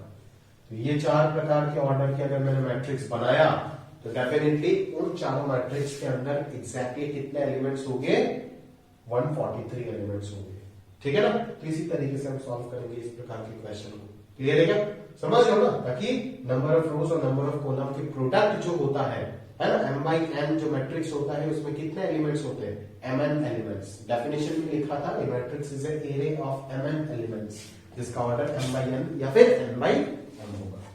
mn एलिमेंट्स अगर उसके अंदर है तो जरूरी थोड़ी ना कि m/n ही होगा ऑर्डर, n/m भी हो सकता है, और भी कुछ हो सकता है, सच दैट दोनों का प्रोडक्ट क्या आ रहा होगा, mn आ रहा होगा। जैसे एग्जांपल आप यहाँ पे देखे होंगे, सिर्फ 1/143 और 143/1 थोड़ी ना था, 11/13 और 13/11 का ऑर्डर भी तो हो सकता है ना, क्लियर है क्या। तो वो चीज आपको चेक करना पड़ेगा एग्जैक्टली, क्लियर है क्या, समझो मेरी बात, बस करते जाओ ध्यान से, और क्या है।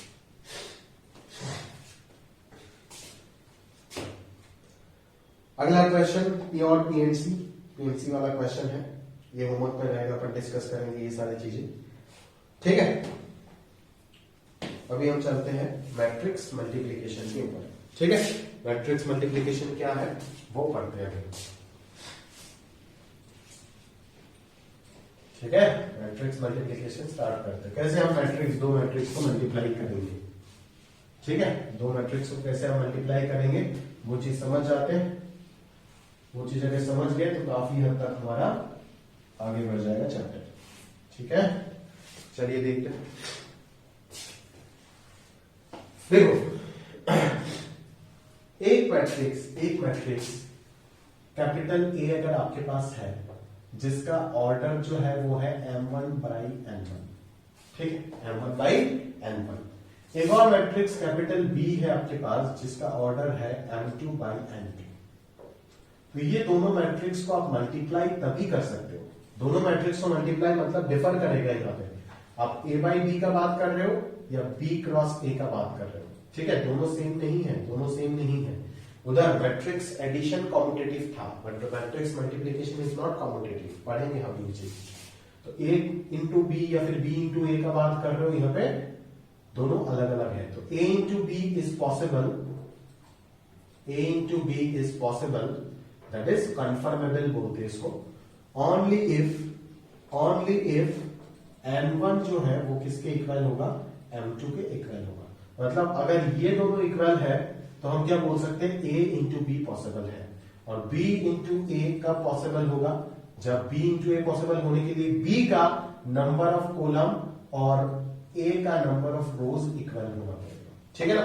तो एक मैट्रिक्स दूसरे मैट्रिक्स के साथ मल्टीप्लाई तभी कर सकते हो जब पहला मैट्रिक्स जो आप लिख रहे हो उसका number of column second matrix का नंबर ऑफ रो के साथ इक्वल होना पड़ेगा, तभी जाकर के आप दो मैट्रिक्स को मल्टीप्लाई कर सकते हो, अदरवाइज आप दोनों मैट्रिक्स को मल्टीप्लाई नहीं कर पाओगे, क्लियर है क्या। और इसको हम बोलते हैं प्री मल्टीप्लायर मैट्रिक्स, इसको बोलते हैं पोस्ट मल्टीप्लायर मैट्रिक्स, ठीक है ना। पहले वाले को प्री मल्टीप्लायर और अगले वाले को पोस्ट मल्टीप्लायर मैट्रिक्स बोलते हैं। और कंडीशन क्या है, सच दैट दोनों मैट्रिक्स को हम मल्टीप्लाई कर पाए, वो कंडीशन है कि ए का जो नंबर ऑफ कॉलम होगा और बी का जो नंबर ऑफ रो होगा वो इक्वल होना पड़ेगा, तभी ए इंटू बी पॉसिबल होगा। और बी इंटू ए पॉसिबल होने के लिए मतलब पहले वाले का नंबर ऑफ कॉलम और दूसरे वाले का नंबर ऑफ रो बराबर होना पड़ेगा, अदरवाइज कोई चांस नहीं है। क्लियर है क्या? जैसे एक एग्जांपल दिखाते हैं आपको, जैसे आप एक एग्जांपल दिखाते हैं 2 3 -1 2 और 0 1, ठीक है। ये है आपका 3/2, ठीक है ना। और एक और मैट्रिक्स लिखते हैं 1 2 3 -1 -2 -3, ठीक है। ये है आपका 2/3। तो इन दोनों मैट्रिक्स को मुझे मल्टीप्लाई करना है। सबसे पहले तो ये सोचना पड़ेगा क्या हम दोनों को मल्टीप्लाई कर सकते हैं या नहीं कर सकते। आपको क्वेश्चन वाला फंसा भी सकता है इस तरीके से, दो मैट्रिक्स देगा, दोनों को वाकई मल्टीप्लाई कर ही नहीं पाओगे और आप अनाप शनाप क्या क्या करके आओगे। तो सबसे पहले कंडीशन चेक करो, क्या दोनों को मल्टीप्लाई किया जा सकता है या नहीं। दोनों को मल्टीप्लाई कब किया जा सकता है, जब पहले वाले का नंबर ऑफ कॉलम दूसरे वाले का नंबर ऑफ रो के साथ इक्वल होगा, एग्जैक्टली इक्वल होगा।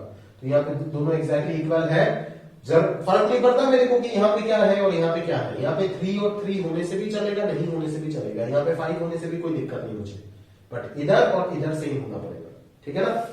तो कैसे इसको मल्टीप्लाई करेंगे वो देख लेते चलिए, सबसे इंपॉर्टेंट पार्ट।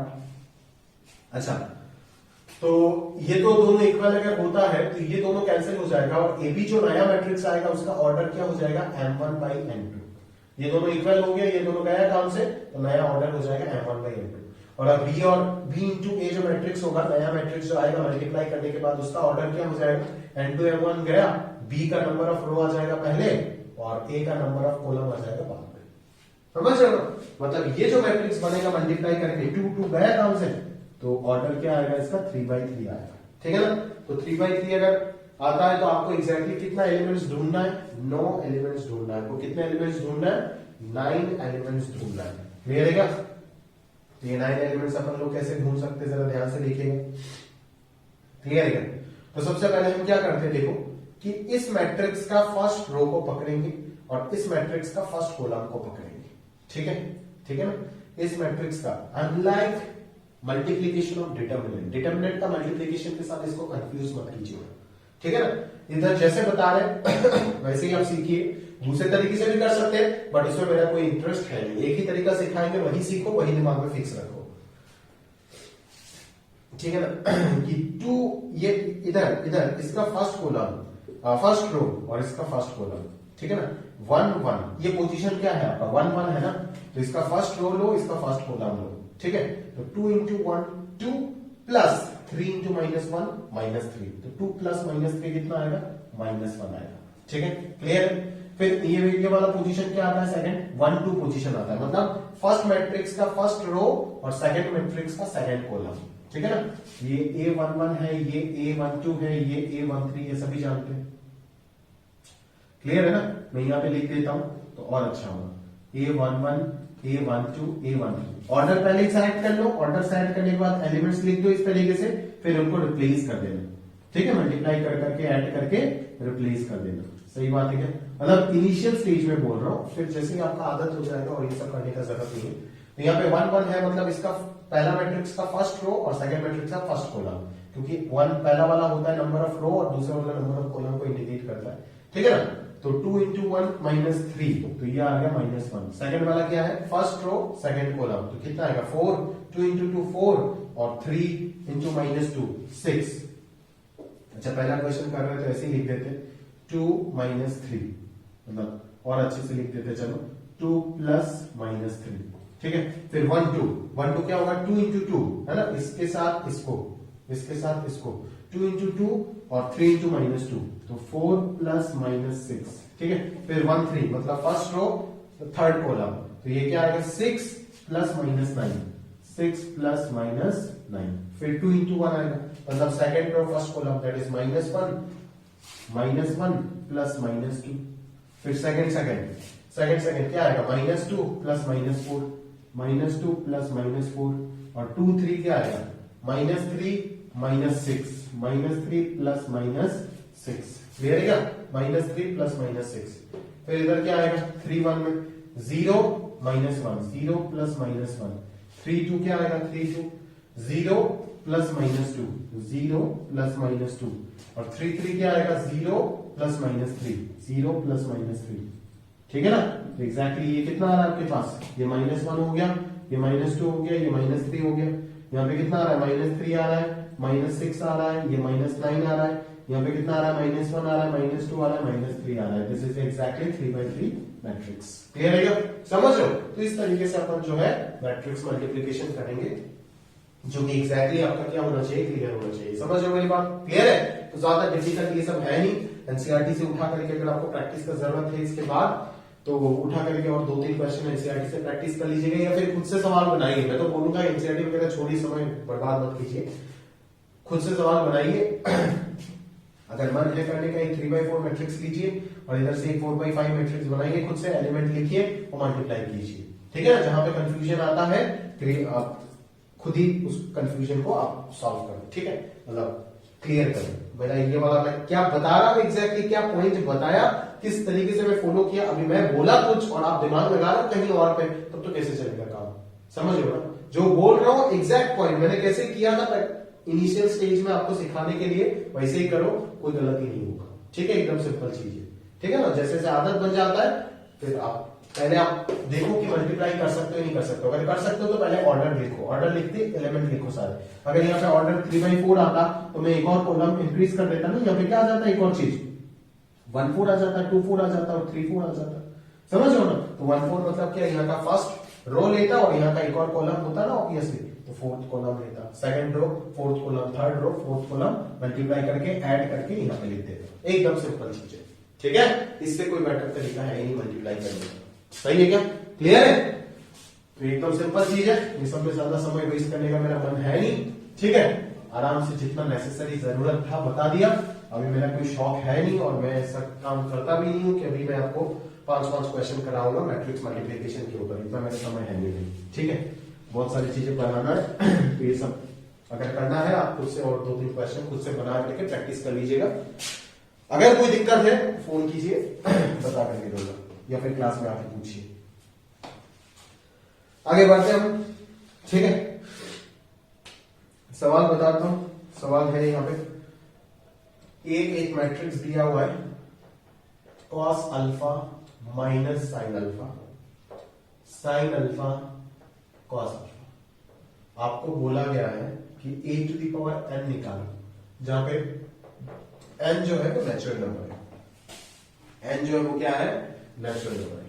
तो a⁴n तो डायरेक्टली नहीं निकाल सकता ना। a⁴n निकालने के लिए हमें सबसे पहले a² निकालना पड़ेगा। a² क्या होता है आप जानते ही हो, है ना। अभी अभी मैंने आपको पॉजिटिव इंटीग्रल ऑफ मैट्रिक्स पढ़ाया, मतलब तो ये क्या होगा, a इंटू ए होगा, दैट इज a को ही a से आप मल्टीप्लाई करोगे। ठीक है ना, a को ही आप a से मल्टीप्लाई करोगे, और बिल्कुल कर सकते हो a को a से मल्टीप्लाई, उसमें कोई दिक्कत नहीं। बट a को a से मल्टीप्लाई करने के लिए a को क्या होना पड़ेगा, स्क्वायर मैट्रिक्स होना पड़ेगा, नहीं तो नहीं कर सकते ना। मान लो a का मैट्रिक्स जो है, a का जो ऑर्डर है वो m/n है, और m और n यहाँ पे इक्वल नहीं है, तो a का m/n होगा, b का भी मतलब उसके बाद वापस m/n लिखोगे, तो m/n अगर लिखोगे तो यहाँ पे n और m अगर इक्वल नहीं है तो ये दोनों कैसे इक्वल होगा। अगर ये दोनों इक्वल नहीं होता तो आप मल्टीप्लाई कैसे करोगे दोनों मैट्रिक्स को, ये तो पॉसिबल ही नहीं होगा ना। समझ रहे हो। तो for a⁴n to be exist a must be a square matrix. ठीक है ना, इसीलिए लास्ट पेज में लिखा हुआ था, देखना कि for a⁴n a must be a square matrix. अभी आप समझ में आएगा आपको ये सारी चीजें कि क्यों मैं उधर ये सारी चीजें लिखा था। अभी आप ये भी समझ सकते हो कि अगर ए और बी दो मैट्रिक्स है और दोनों को एक ही साथ मल्टीप्लिकेशन और एडिशन दोनों अगर पॉसिबल कराना है तो दोनों को ही स्क्वायर मैट्रिक्स होना पड़ेगा ऑफ सेम ऑर्डर। क्योंकि देखो दोनों को अगर ऐड करना है तो दोनों को सेम ऑर्डर तो होना ही पड़ेगा। अभी मान लेते हैं ए बी 2/3 और बी भी 2/3। अगर ए बी 2/3 और बी भी 2/3 होता है तो इन दोनों को प्रोडक्ट कैसे करोगे, क्योंकि ये दोनों तो इक्वल है नहीं। प्रोडक्ट करने के लिए तो नंबर ऑफ कॉलम फर्स्ट का और सेकंड का नंबर ऑफ रो इक्वल होना पड़ेगा ना, जो कि है नहीं। तो ऑब्वियसली दोनों को क्या होना पड़ेगा, स्क्वायर मैट्रिक्स होना पड़ेगा। स्क्वायर मैट्रिक्स अगर दोनों में दोनों होता है तो दोनों को ऐड भी कर पाओगे और दोनों को आप मल्टीप्लाई भी कर पाओगे। इसीलिए उस जगह पे ये सारी चीजें मैंने बताया था। क्लियर है क्या, समझ रहे हो। तो a to the power n को एग्जिस्ट करने के लिए a को स्क्वायर मैट्रिक्स होना ही पड़ेगा जो यहाँ पे दिया हुआ है। समझ रहे हो, ये सब बहुत छोटा छोटा बात है दोस्त, ना किताब में लिखता है ना मास्टर बताता है, समझ रहे हो ना, और डाउट आपका रह जाता है। तो जब एग्जामिनर क्वेश्चन में क्रिएट करता है वो डाउट, तब आके आप बोलते हो आउट ऑफ सिलेबस आ जाता है। बट अगर पहले से कोई आपको सिखा करके दे रहा है या फिर आप खुद सोच करके रख रहे हो तो इस तरीके का दिक्कत आपको नहीं आएगा। इसीलिए मैक्सिमम पॉसिबिलिटी खुद से सोच के रखने का आदत डालो। तो कॉस इंटू कॉस ऑब्वियसली मेरे साथ डिस्कस कर लीजिएगा एक बार। कॉस इंटू कॉस अगर कोई डाउट है तो, अदरवाइज डिस्कस करने का कोई जरूरत नहीं। Cos into cos cos square alpha, ठीक है ना, 1 पोजीशन है ना, first row first column, cos square alpha plus sine into minus sine, तो माइनस साइन स्क्वायर अल्फा हो जाएगा। इधर cos alpha sine alpha plus sine alpha cos alpha, तो ये तो हो जाएगा आपका साइन 2 अल्फा, ये भी हो जाएगा आपका कॉस 2 अल्फा। समझ ही आ रहा है। इधर क्या आएगा, minus sine alpha cos alpha minus sine alpha cos alpha, तो माइनस साइन 2 अल्फा हो जाएगा। और यहाँ पे क्या आ जाएगा, cos 2 alpha, obviously cos square alpha minus sine square alpha. Clear है क्या, समझ लो, बस खत्म। अभी अगर मैं ए क्यूब का बात करूं तो ए क्यूब को मैं क्या लिख सकता हूं, ए स्क्वायर इंटू ए लिखूंगा। मैं तो अच्छे से लिख नहीं रहा हूं, आप अच्छे से सॉल्यूशन लिख करके बनाइएगा। ठीक है ना, तो ये चीज चलेगा, सही है। आगे आ जाएगा cos alpha minus sine alpha, और यहां पे आ जाएगा sine alpha cos alpha. Clear है। तो ये क्या आएगा exactly, cos alpha into cos 2 alpha minus sine alpha into sine 2 alpha. तो कॉस से cos B minus sine A sine B, ये क्या आ जाएगा exactly cos A plus B, that is cos 3 alpha. अगला वाला आ जाएगा आपका साइन 3 अल्फा, समझ ही आ रहा है, ये आ जाएगा माइनस साइन 3 अल्फा, ये आ जाएगा कॉस 3 अल्फा। ठीक है। तो अब यहाँ पे देख रहे हो कि अगर यहाँ पे पावर में 1 है तो यहाँ पे अल्फा है, पावर में 2 है तो 2 अल्फा आ रहा है, पावर में 3 है तो यहाँ पे 3 अल्फा आ रहा है। तो पावर में अगर n है तो एग्जैक्टली इसका आंसर अपन डायरेक्टली बता सकते हैं कि इसका आंसर क्या हो जाएगा, cos n alpha sin n alpha, ठीक है ना, माइनस sin n अल्फा और इधर cos n अल्फा। क्लियरली अपन बता सकते हैं।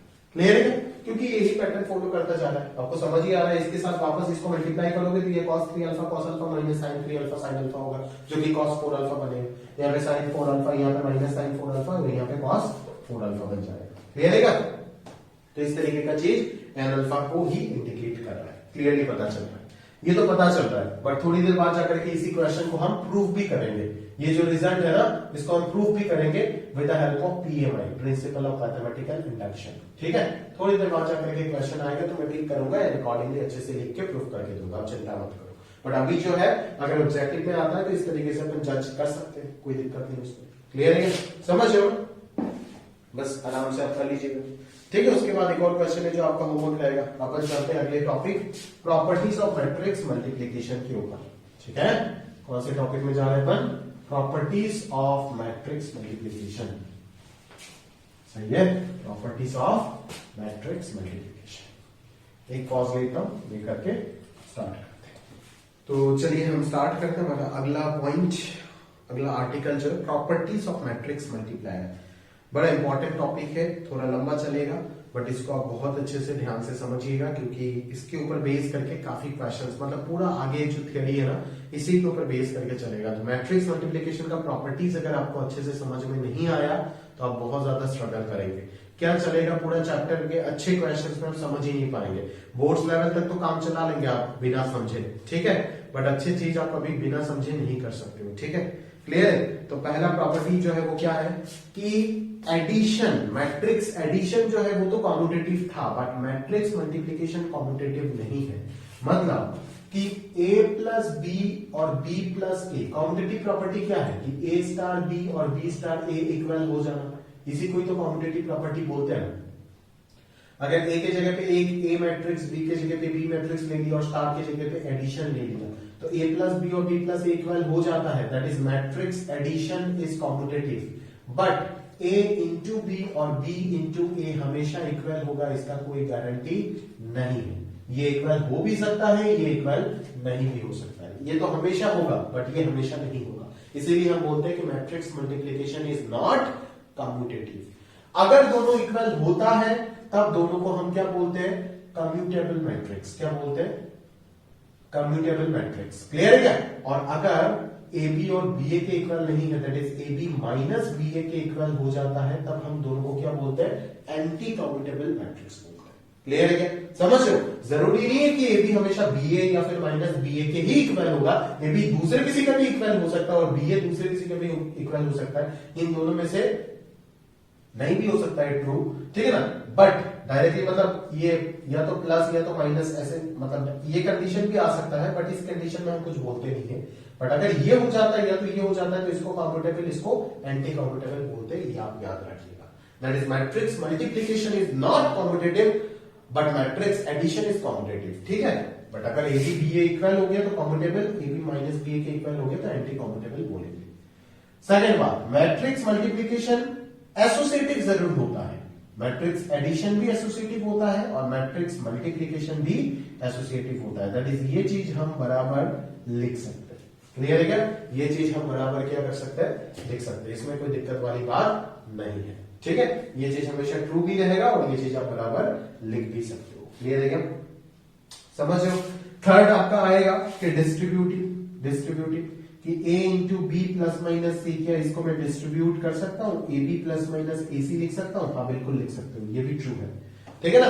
दैट इज प्लस जो है वो आपका यहाँ पे क्या हो जाएगा, डिस्ट्रीब्यूट हो जाएगा। यहाँ पे डिस्ट्रीब्यूट कौन हो रहा है, प्लस ही तो डिस्ट्रीब्यूट हो रहा है ना, प्लस या फिर माइनस, तो बिल्कुल ये भी होल्ड होगा, ठीक है ना। ये भी यहाँ पे ट्रू रहेगा, ठीक है। एक चीज आपको मैं बुक में देख लेता हूँ, दिया है क्या, अगर दिया है तो मैं आपको बोलूंगा ये चीज, अदरवाइज अननेसेसरी है बिल्कुल, इसका कोई जरूरत खास करके कुछ है नहीं, समझ रहे हो ना मेरी बात। तो अननेसेसरी चीज बता करके कोई जरूरत नहीं, अगर जेई पॉइंट ऑफ व्यू से इंपॉर्टेंट होता है तभी तो मैं बताऊं ना आपको, अदरवाइज क्या करें बता, फालतू चीज है, समझ रहे हो ना मेरी बात। ठीक है, नहीं दिया, चल अभी ध्यान से देख लेते हैं, ध्यान से देख लेते हैं।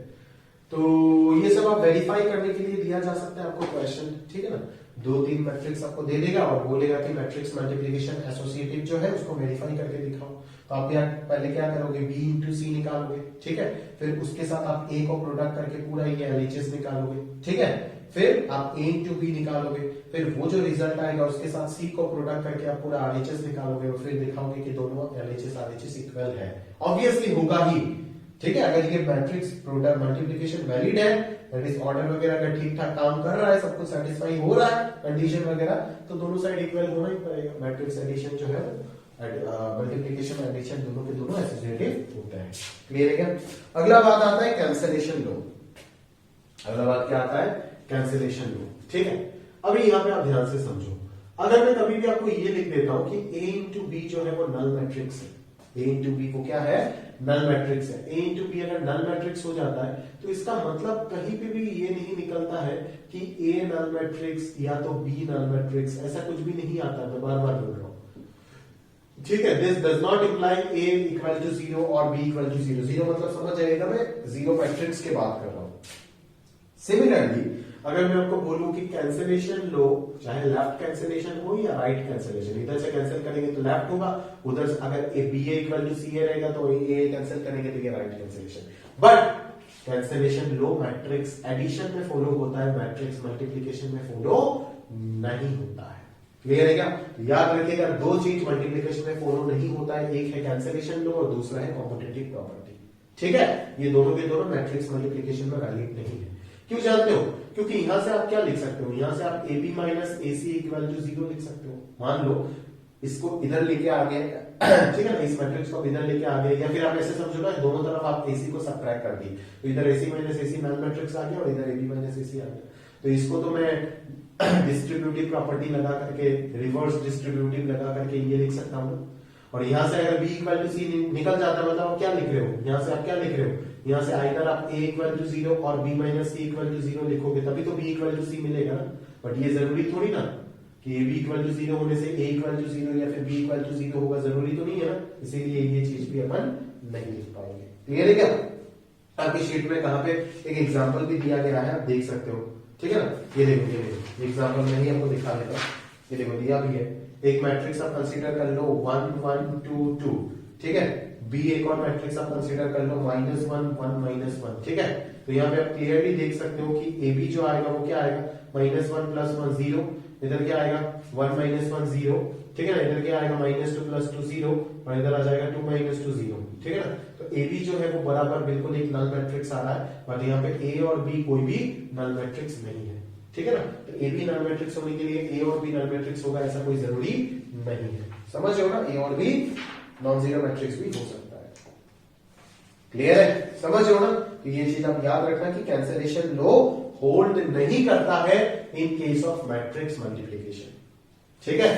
तो ये तो एनसीईआरटी तक की बात रहेगा, बट अगर जेई आपको अच्छे से क्वालिफाई करना है तो आपको ये समझना पड़ेगा क्या हर वक्त कैंसलेशन लॉ होल्ड नहीं करता है, क्या ऐसा कोई केस है जहां पे कैंसलेशन लॉ होल्ड करता है। हाँ, ऐसा कोई केस है जहां पे कैंसलेशन लॉ होल्ड करता है, दैट इज अगर A B equal to A C है तो मैं बी इक्वल टू सी, या फिर बी ए इक्वल टू सी अगर है तो भी मैं बी इक्वल टू सी लिख सकता हूं अगर ए जो है वो एक नॉन सिंगुलर मैट्रिक्स है। अगर ए जो है वो क्या है, एक नॉन सिंगुलर मैट्रिक्स है, तो ये चीज मैं आराम से लिख सकता हूं, ठीक है। इसका रीजन आपका शीट में लिखा गया है, जो अभी मैं आपको एक्सप्लेन नहीं कर पाऊंगा बिकॉज आपको इनवर्स ऑफ अ मैट्रिक्स नहीं पता। जैसे ही आप इनवर्स ऑफ मैट्रिक्स पढ़ लोगे, इस इनवर्स ऑफ मैट्रिक्स का मतलब ये मल्टीप्लिकेटिव इनवर्स ऑफ मैट्रिक्स, ये जैसे ही आप पढ़ लोगे उस वक्त में आपको लगभग मान लो और 1 या 2 लेक्चर के बाद ये टॉपिक आएगा, तो उस जगह पे मैं आपको ये चीज, ये लॉजिक एक्सप्लेन करूंगा कि क्यों कैंसलेशन लॉ होल्ड करता है इन case of matrix multiplication when your cancellation product जो आइटम जिसको आप कैंसिल कर रहे हो वो मैट्रिक्स अगर नॉन सिंगुलर मैट्रिक्स है तो कैंसलेशन लॉ होल्ड करेगा। समझ रहे हो मेरी बात, क्लियर है, समझ रहे हो ना। एक रफ आइडिया तो मैं आपको यहीं पे दे सकता हूं कि अगर A B is equal to A C है दोस्त, तो आप ए इनवर्स जो है ना उससे आप दोनों तरफ प्री मल्टीप्लाई कर दो, दोनों तरफ प्री मल्टीप्लाई, अगर बाद में मल्टीप्लाई करता तो उसको पोस्ट मल्टीप्लाई बोलते हैं, ठीक है ना। तो दोनों तरफ अगर इसको मैं प्री मल्टीप्लाई करता हूं तो फिर मैं अपन आराम से यहाँ पे क्या कर सकते हैं, एसोसिएटिव प्रॉपर्टी लगा सकते हैं ना। ये देखो, क्योंकि मैट्रिक्स मल्टीप्लिकेशन तो एसोसिएटिव है ही, और ए इनवर्स इनटू ए जो होगा ना वो क्या हो जाएगा, आई हो जाएगा। क्यों आप जानते हो क्या, क्यों आप जानते हो, बिकॉज आप जानते हो ना ये प्रॉपर्टी कि ए स्टार बी अगर आइडेंटिटी एलिमेंट के इक्वल हो गया तो ये इनवर्स प्रॉपर्टी कहलाता है। तो ए अगर कोई भी एक मैट्रिक्स है और बीच में अगर मैं स्टार की जगह पे मल्टीप्लिकेशन लगा दिया तो मल्टीप्लिकेशन के रिस्पेक्ट में आइडेंटिटी एलिमेंट कौन होता है, आई होता है ना। मल्टीप्लिकेशन के रिस्पेक्ट में आइडेंटिटी एलिमेंट कौन होता है, आई होता है, ठीक है ना। तो a इंटू बी अगर आई है तो b को हम a का क्या बोलेंगे, इनवर्स बोलेंगे। तो वही चीज तो यहाँ पे लिखा गया है ना कि a के साथ क्या बैठा हुआ है, यहाँ पे a इनवर्स बैठा हुआ है। तो a इंटू a इनवर्स जो होगा उसको मैं क्या लिखूंगा, i लिखूंगा, क्योंकि ये मल्टीप्लिकेटिव इनवर्स का प्रॉपर्टी से मैं लिख सकता हूँ a into a inverse equal to i, और यहाँ पे i इंटू b आएगा और यहाँ पे भी i इंटू c आएगा। तो आप ये चीज भी आप जान के रखो कि आइडेंटिटी मैट्रिक्स के साथ किसी भी मैट्रिक्स को मल्टीप्लाई करने से वही मैट्रिक्स वापस आएगा। क्यों, because this property is known as your identity property in case of multiplication. Identity property क्या था, A star E is equal to A था ना।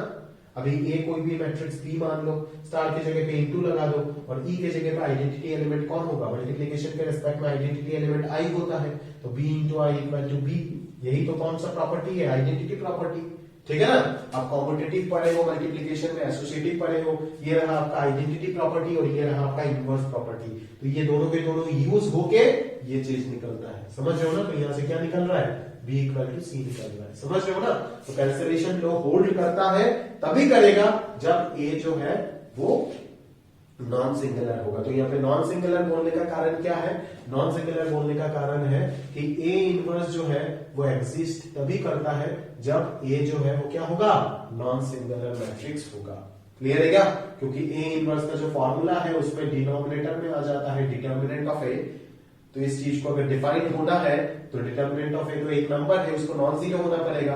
तो वो अगर नॉन जीरो होता है तभी ए इनवर्स एग्जिस्ट कर पाएगा, वो अगर नॉन जीरो होता है तो ए क्या हो जाएगा, नॉन सिंगुलर हो जाएगा। समझ रहे हो ना। तो इसी लॉजिक से हम बोलते हैं कि कैंसलेशन लॉ होल्ड नहीं करता है मैट्रिक्स मल्टीप्लिकेशन में, ये सबको पता है, बट ये बहुत कम बच्चों को पता होता है कि कैंसलेशन लॉ होल्ड कब करता है किसी ना किसी कंडीशन पे मैट्रिक्स मल्टीप्लिकेशन में भी कैंसलेशन लॉ होल्ड करता है। एक्चुअली ऑर्डिनरी तो आप देखोगे तो नहीं करता है, बट अगर आप ये कंडीशन यहाँ पे चिपका दोगे तो ये कैंसलेशन लॉ होल्ड करेगा इन case of matrix multiplication also, और एडिशन के रिस्पेक्ट में तो हमेशा करेगा, कोई कंडीशन का जरूरत ही नहीं। क्लियर है क्या? तो ये प्रॉपर्टी अब अच्छे से याद रखिएगा, आइडेंटिटी एंड इनवर्स प्रॉपर्टी, ठीक है ना। एक मैट्रिक्स को उसका मल्टीप्लिकेटिव इनवर्स से अगर मल्टीप्लाई कर देंगे तो ऑब्वियसली आइडेंटिटी एलिमेंट मिलना चाहिए, because A star B is equal to ये ऑलरेडी मैं आपको लास्ट लेक्चर में एक्सप्लेन कर दिया।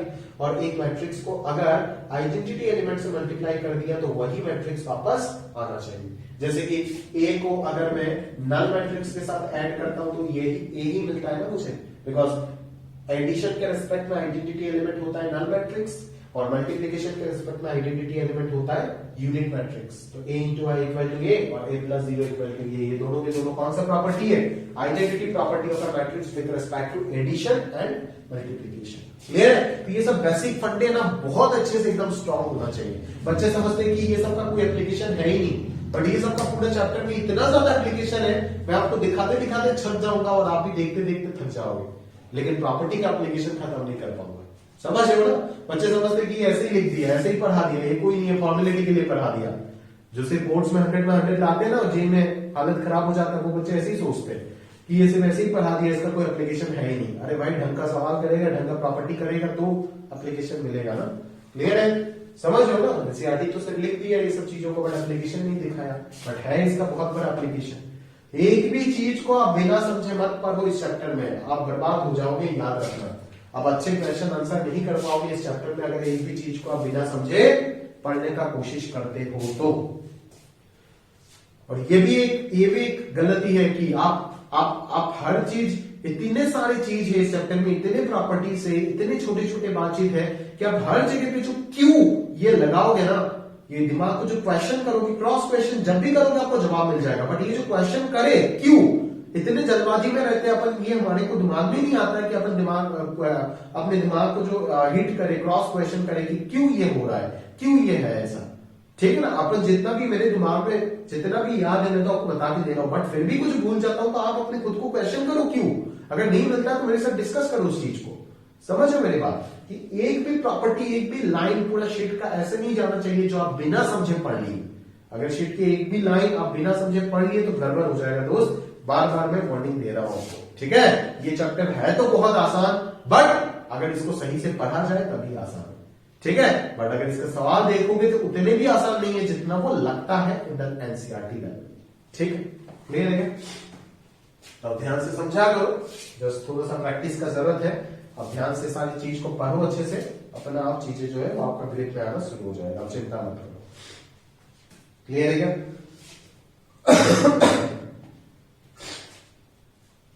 अभी देखो, अभी ये भी चीज में लिखना शुरू किया शीट में, उसके बाद से एक बार क्या हुआ कि ये चीज पढ़ा के तो क्लास में चला गया, ठीक है? अगले दिन आके देखता हूं कि बच्चा मेरे को ये बोलता है, किसी क्वेश्चन था कि मैंने बोला कि कैंसिलेशन जो होल्ड कब करता है वो होता है ए इज नॉन सिंगुलर, जब ए नॉन सिंगुलर होगा तब ए को कैंसिल कर सकते हो। बिल्कुल सही है। मैंने क्या पढ़ाया? मैंने ये पढ़ाया कि A B equal to A C, ordinary तो बी इक्वल टू सी कभी इंप्लाई नहीं करता, but B equal to C को इंप्लाई करेगा कब? If A is non singular. बिल्कुल सही, ठीक है? बट अगर मैं इस ए को हटा करके इधर लेके चला गया तो भी वो बच्चा ये लिख देता है। समझ होना? अरे भाई ए बी इक्वल टू सी ए अगर होता है तो बी इक्वल टू सी नहीं हो पाएगा। समझ रहे हो ना? क्योंकि दोनों सेम साइड में होना चाहिए, ये तो दोनों लेफ्ट में होना चाहिए, ये तो दोनों राइट में होना चाहिए, तभी तो कैंसिलेशन लो करोगे ना। लेफ्ट कैंसिलेशन करोगे या तो राइट कैंसिलेशन करोगे। यहाँ पे अगर आप देखते हो तो अगर यहाँ पे सी ए होता तो क्या आप ये चीज कर पाते? अगर यहाँ पे सी ए होता तो यहाँ पे तो सी आ जाता और यहाँ पे ए आ जाता, तो कोई फायदा होता? ए इनवर्स सी को आप आई लिख पाते क्या? नहीं लिख पाते ना भाई, क्योंकि सी का इनवर्स तो सी इनवर्स है, तो यहाँ पे तो ए इनवर्स है, तो ये तो आप डिराइव ही नहीं कर पाते। समझ रहे हो ना? तो इसीलिए ये सब चीजों से बच के रहना भाई, ठीक है ना? ये सब सिले मिस्टेक्स पे होता है। ए बी इक्वल टू सी ए लिखा और ए नॉन सिंगुलर लिखा हुआ है तो बी इक्वल टू सी लिख देगा फट से। अरे नहीं होगा। जब ए दोनों लेफ्ट साइड में होगा या तो A B equal to A सी होना चाहिए या तो बी ए इक्वल टू सी ए होना चाहिए, तभी बी इक्वल टू सी लिख पाएंगे if A is non singular, otherwise नहीं लिख पाएंगे। ये सब चीजों को ध्यान से समझिएगा कि दोनों लेफ्ट में लिखना और दोनों राइट में लिखना, अरिथमेटिक में तो कोई डिफरेंस नहीं है, बट मैट्रिक्स में डिफरेंस है, because A B and B are not equal. ये आप जानते हो, matrix multiplication is not commutative. तो इन दोनों में अंतर है, रात दिन का अंतर है इन दोनों में। ए प्लस बी, बी प्लस ए में भी कोई दिक्कत नहीं है मैट्रिक्स में, बट इन दोनों में दिक्कत आ जाएगा, यहाँ पे दिक्कत आ जाएगा।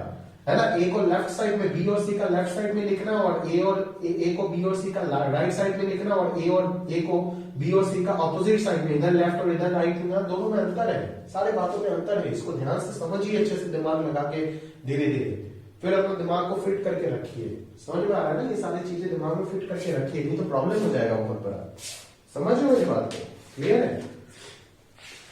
वर्डिंग देके दे रहा हूं, फिर भी अगर आप गलती ही करते हो तो क्या करें, बोलो भाई। ठीक है, बट एक चीज है कि अगर B इक्वल टू सी कहीं पे लिखा गया है तो मैं AB इक्वल टू AC लिख सकता हूं, है ना। ये सब बताना पड़ता है दोस्त। अभी मेरे को जैसे से मेरा एक्सपीरियंस ज्यादा ज्यादा बढ़ रहा है ना, मेरे को ये समझ आता है कि ये सब बताना पड़ता है, नहीं तो बच्चा गलत समझ आता है। समझो ना, वो समझता है कि AB बराबर AC अगर है तो B इक्वल टू सी को अगर इंप्लाई नहीं कर रहा है तो B इक्वल टू सी भी AB इक्वल टू AC को इंप्लाई नहीं करेगा। अभी क्यों नहीं करेगा?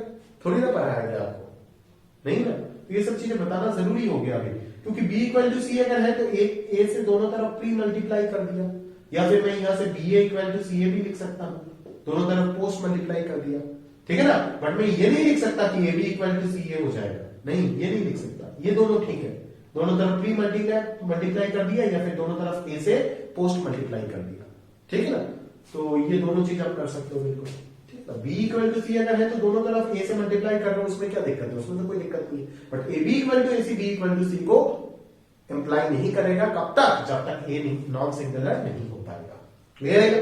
समझा करो ये सब चीजों को। हाँ, क्लियर है क्या?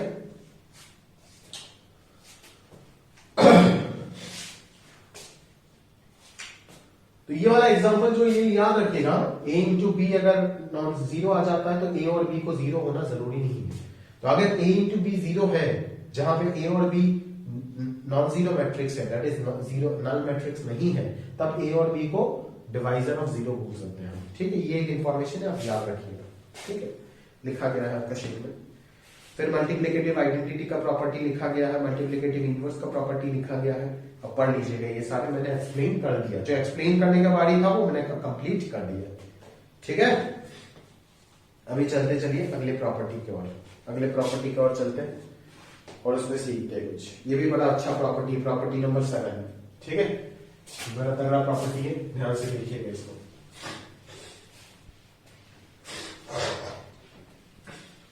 ठीक है आसान चीज भाई, लेकिन अगर ध्यान से नहीं पढ़ोगे ना, ठीक है, कैलकुलस वगैरह से बहुत आसान है, लेकिन अगर ध्यान से नहीं पढ़ा गया ना तो प्रॉब्लम हो जाएगा। प्रैक्टिस अगर नहीं है तो इसके सवाल भी बहुत हार्ड हो सकता है, ठीक है। जैसे 2019 में सभी पानी पानी हो गया, ठीक है क्या? क्लियर है क्या? कुछ करे ना करे, जे एडवांस से 2019 के मैट्रिक्स से सवाल निकाल के कर लीजिएगा, हवा लग जाएगा कि मैट्रिक्स है क्या, ठीक है। समझ लो मेरी बात। नंबर 7, इफ ए बी बराबर 0, क्या लिखा गया है कि A इंटू बी अगर 0 हो जाता है, दैट इज नल मैट्रिक्स हो जाता है, ठीक है। और A जो है वो क्या है? वो नॉन सिंगुलर है। A जो है वो क्या है?